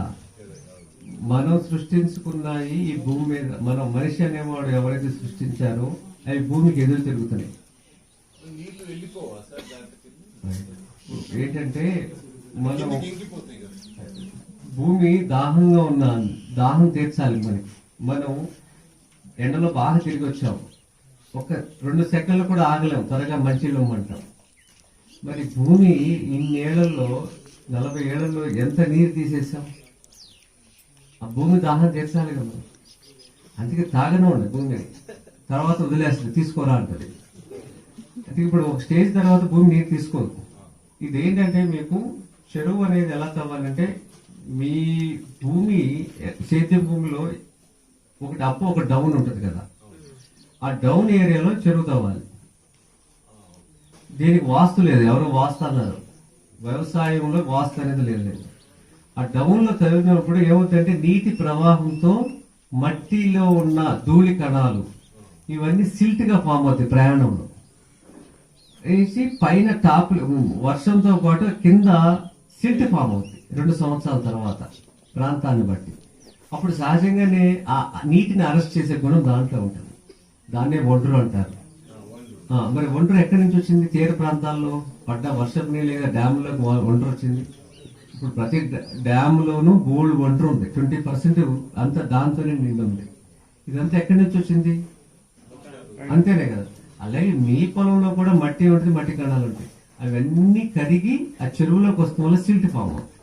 ఆ సిల్ట్ని డిస్టర్బ్ చేయకూడదు. చేసినప్పుడు మీకు నీటి నిల్వ. మీ సామర్థ్యం మీకు నీటి అవసరం ఎంత ఉంది దాని తగ్గట్టు సామర్థ్యాన్ని చెరువు తయారు చేసుకోవాలి. లోతు 10 అడుగులు సరిపోతుంది, లేదా 15 అడుగులు. తీర ప్రాంతాన్ని బట్టి అనుకోండి, అక్కడ సముద్ర తీర ప్రాంతాలు ఉంటే సీపేజ్ వస్తుంది 10 అడుగులు లోతు వెళ్తే. అప్పుడు ఏం చేయాలి, దీన్ని విస్తరణ పెంచాలి, లోతు వెళ్లకుండా. పొడవు వెడల్పు పెంచాలి, డెప్త్కి వెళ్ళకూడదు. అది అక్కడ ప్రాంతాలు. సముద్రానికి మనం దూరంగా ఉన్నాం, మనం ఇక్కడ తెలంగాణ, రాయలసీమ అలాంటి చోట ఏంటంటే మీరు డెప్త్కి వెళ్ళండి, 10 అడుగులు 15 అడుగులు వెళ్ళి తవ్వేటప్పుడు వి షేప్ తవ్వాలి. మట్టి పళ్ళ దాంట్లో పడకుండా ఇలా క్రాస్ గా తవ్వాలి, 4 వైపులా తవ్వాలి. ప్రపంచంలో నీరుని ఎక్కడైనా కూడా దాచుకునే పద్ధతులు 2. ఒకటి భూమి ఉపరితలం మీద చెరువు, రెండోది భూగర్భంలో ఒక చెరువు. ఈ 2 పద్ధతుల్లో దాచుకునే పద్ధతి. ఇప్పుడు మనం ఏం చేస్తున్నాం, ఇప్పుడు రాయలసీమలో మంచి వర్షాలు పడినాయి, చెరువులను నిండిపోయినాయి. తర్వాత ఎక్కడికి పోతున్నాయి నీరు, కిందకి పోతుంది. అలా పోయినప్పుడు మనం కిందకి పోకుండా గర్భంలో దాచిపెట్టాలి, భూగర్భంలో దాచిపెట్టాలి. ఇప్పుడు మనం 40 ఏళ్ళు ఈ వర్షాల వల్ల చాలా భూగర్భంలో ఖాళీ అయింది, లోపల నేల పొరలు ఖాళీ అయింది. ఆ ఖాళీ ప్లేస్లోకి మళ్ళీ నీళ్లు చూపించాలి. తక్కువ సమయంలో తక్కువ ఖర్చుతో ఎక్కువ నీళ్లు దాచే పద్ధతి ఇది. తక్కువ సమయం నీళ్లు దాయటానికి, తక్కువ చోటుతో తక్కువ ఖర్చుతో ఎక్కువ నీళ్లు భూమిలో దాయటం. దీనికి ఏం చేయాలంటే, చెరువు నిండిన తర్వాత చెరువుకి ఒక 10 అడుగుల దూరంలో లేదా 15 అడుగుల దూరంలో చెరువులో ఎక్సెస్ వాటర్ అంతా కూడా జేసీపీ వెడల్పు బకెట్ తో అక్కడ తీసుకురావాలి, ట్రెంచ్ ద్వారా. అక్కడ 10x10 లేదా 15x15 ఒక చెరువు తవ్వాలి, ఒక కుంట తవ్వాలి. లోతు వచ్చేసి 8 అడుగులు తవ్వి దాంట్లో 4 మూలల 4 ఇంజెక్షన్ బోర్వెల్స్ వేయాలి. ఇంజెక్షన్ బోర్వెల్ ఇదేంటంటే, మీకు మీ పరిసరాల్లో నీళ్ళు ఎంత ఉంది, గ్రౌండ్ వాటర్ అక్కడ 100 ఫీట్కి ఉందా 500 ఫీట్కి ఉందా తెలుస్తుంది కదా. అలా ఉన్నప్పుడు ఉదాహరణకి 300 ఫీట్లో ఉంది మీకు గ్రౌండ్ వాటర్. ఇది ఒక 40 ఫీట్కి ఒకటి హోల్ వేయాలి, ఒకటేమో 80 ఫీట్కి, ఒకటి 60 ఫీట్కి, ఒకటి 100 ఫీట్కి. ప్రతి 20 ఫీట్కి ఒక డెప్త్ లోపలికి హోల్స్ వేసేయాలి భూమికి. వేసేసి దాంట్లో ఈ 8 ఫీట్ డెప్త్ అవ్వాం కదా, దాంట్లో మీరు పైకి 5 అడుగులు ఉండేటట్టుగా పైప్ కేసింగ్ అనేది ఒక లెంత్ చాలు. హోల్ మాత్రం లోపలికి వేయాలి, ఒక లెంత్ కేసింగ్ వేస్తే చాలు. వేసి దాని చుట్టూతో హోల్స్ పెట్టేయాలి. భూమి నుంచి 8 అడుగులు తవ్వాం కదా, అక్కడి నుంచి 5 అడుగులు పెట్టేయండి హోల్స్. హోల్ వెడల్పు ఎంత ఉండాలి, 12 mm. పైకి ఉందా ఇక్కడ చేసినది, 12 mm ఇంత. ఇది ప్రతి 3 అంగుళాలకు పెట్టుకుంటూ వచ్చారు లోపల. పెట్టేసి దానికి ఈ మన ఐరన్ మెష్ జాలీలు ఉంటాయి మార్కెట్ లో, మన కిటికీలు వేసుకుంటాం, స్టీల్ ఉంటాయి ఎస్ఎస్సి. అది ఒక్క రౌండ్ చుట్టేసి జేఆర్వైట్ తో కట్టేసి బయట నుంచి మట్టి కరెక్ట్ వేసేసి దాంట్లో మీరు మీ ప్రాంతంలో దొరికే రాళ్లతో దాన్ని నింపేయండి. ఆ గుంటని 50% నింపాలి. నింపేటప్పుడు ఫస్ట్ పెద్ద సైజు రాళ్ళు వేయాలి, బౌల్స్ చిన్నవి ఇలా మీరు 50% నింపండి. పైన ఒక 2 ఇంచెస్ మాత్రం వాగేసుకేయండి, ఫిల్టర్ అవుతాయి. ఇక అంతే. ఇక మీకు నీళ్ళన్నీ కూడా చెరువు నీళ్ళని ఆ పైపులోకి పంపించండి, దారిలో స్పీడ్ గా. మీకు అక్కడ నిలబడవు, అక్కడ ఎంత స్పీడ్ గా వచ్చినా అంత స్పీడ్ గా తాగేస్తుంది భూమి. ప్రతి 20 అడుగుల లేయర్స్ లోకి నీరు డిపాజిట్ అవుతా ఉంటాయి. అది చేసుకుంటే మీకు వర్షాకాలం రాకపోయినా సరే ఒక 2 సంవత్సరాలు మీకు బోర్ ఇది కాపాడతారు. ఇది ఒక ప్రయత్నం మనిషి మనగా చేసింది. ఇక ప్రకృతి వ్యవసాయం చేసినప్పుడు వానపాములు 16 అడుగుల్లో ఒక డ్యామ్ నిర్మాణం చేస్తాం. ఇంకా మన ప్రకృతి వ్యవసాయంలో ఏ మొక్కని మనం పాడు చేసి తగలబెట్టట్లేదు కాబట్టి వేర్లు చాలా పటిష్టంగా వెళ్తాయి. పంట అయిపోయినాక మనం కోసేస్తాం వరిని, కానీ ఒక్క మొక్కకి 3000 వేర్లు ఉంటాయి, 3000 రంధ్రాలు ఉంటాయి. ఈ మాట మాత్రం గ్యారెంటీ అన్న చెప్పింది. ఎందుకోసం అంటే నేను ఫస్ట్ పరిచయం అయినప్పుడు అన్నకి కృష్ణా జిల్లా తీసుకెళ్లేదు నాకు. ఒక్క నిమిషం మాట్లాడు. నాకు నాకు కృష్ణా జిల్లా తీసుకెళ్ళాడు. ఆ కృష్ణా జిల్లా పోతే ఆ రోజుల భారీ వర్షం పడింది, అంతులేని వర్షం పడింది. పైన బిల్డింగ్లో వండుకున్నాను నేను. ప్రతి ఒక్క అంటే కృష్ణా జిల్లాలో ఒక సైడ్ పక్క సైడ్ ఉంది మా అన్నయ్య పొలం. అయితే అక్కడ ప్రతి ఒక్క చేన్లో కావాల్సిన నీళ్ళు ఈ సైజు ఆగినాయి వాటర్. పొద్దున్న ఉదయం లేచి చూస్తే అక్కడ 6 ఎకరాల భూమి ఉంది. 6 ఎకరాల భూమిలో ఎక్కడ ఒక చుక్క నీళ్ళు లేవు మా పొలంలో. నేను ఆ రోజు ఇన్ని రోజులు నేను వ్యవసాయం చేశాను, కానీ ఇది కాదు వ్యవసాయం, సరైన వ్యవసాయం అంటే ఇది కాదు. అక్కడ నేను ఇంకా బానస్ అయిపోయాను. ఫస్ట్ వ్యవసాయానికి అక్కడ బానస్ అయిపోయాను. నేను వ్యవసాయదారుని, చిన్నప్పటి నుండి వ్యవసాయదారుని, నేను పుట్టి పెరిగినప్పటి నుండి వ్యవసాయదారుని. అక్కడ నేను బానస్ అయిపోయాను. అరే ఇది నా భక్తి వ్యవసాయం అంటే ఇది అస్సలైన పాయింట్. ఇది ఈ రోజు నేను 10-12 ఎకరాలు ఇతరం వేసేది గొప్ప విషయం కాదు, ఇది ఫస్ట్ పాయింట్ అంటే. అని అక్కడ మైండ్ మొత్తం బ్లాక్ అయిపోయింది నాకు. అప్పుడే అన్నయ్యకి అడిగి, అన్న నీ పొలంలో నేను స్థానంగా వ్యవసాయం చేయడానికి రెడీగా ఉన్నా అని అప్పుడు చెప్పి ఇక్కడ వరకు నేను నాకు కొనసాగింత వరకు సాగుతున్నాను. అది ఫస్ట్ పాయింట్. అది నంద్ర భూమిలో ఇట్లా పట్టుకుంటే భూమి అన్నపూర్ణతలు ఎట్లా ఉంటుంది, మెత్తగా ఉంటుంది. ఆ సైజ్ అక్కడ కృష్ణా జిల్లాలో చూశాను నేను. చూసి ప్రతి ఒక్క గ్రామంలో ఆ పొలంలో ఉన్నాయి కదా, ఆ పొలంలో పోయి గెలికి చూస్తే 1 ఇంచు ముందు దిగుతలేదు నా కాలు, 1 ఇంచు. అయితే ఎక్కడ తప్పు చేస్తున్నారు, ఎవరు తప్పు చేసినారు, 2 రోజులు మనం ఎందుకోసం దీన్ని ఇంత పర్ఫెక్ట్ చేస్తలేకపోతున్నాం, అందరం వ్యవసాయదారులమే అని అక్కడ పోయి చూస్తే భూమి సీసీ రోడ్డు మాదిరి ఉంది. అక్కడ నేల సీసీ రోడ్డు మాదిరి అన్న భూమి. ఇట్లా కాలు మీద చిన్నప్పటి నుండి అమ్మ కడుపు మీద ఇట్లా దొగ్గులాడితే మనకు అమ్మ కడుపు మెత్తగా ఉంటుంది, అలా ఉంది అక్కడ కృష్ణా జిల్లాలో. ఇది చూస్తే లోపల ఎరకెరకెరకెరేసాడు చాలాసేపు.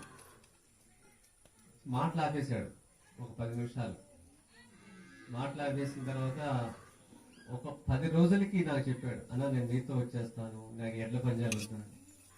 అలా వచ్చి ఇదంతా కూడా ఈరోజు ఆయనే చూస్తున్నాడు. ఎద్దు సేద్యం ఎక్కడ కూడా ట్రాక్టర్ అనేది చాలా మినిమం మేము వాడే ఆ ట్రాక్టర్, అది కూడా చిన్న ట్రాక్టర్ మా దగ్గర ఉన్నది.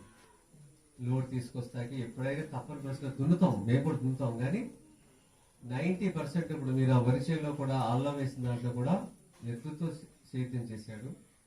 మనం ఆవుని ఎంత చూస్తున్నామో అమ్మని నాన్న కూడా అంతగా చూడాలి. గోమాతతో పాటు గోపిత, ఇది జరగాలి.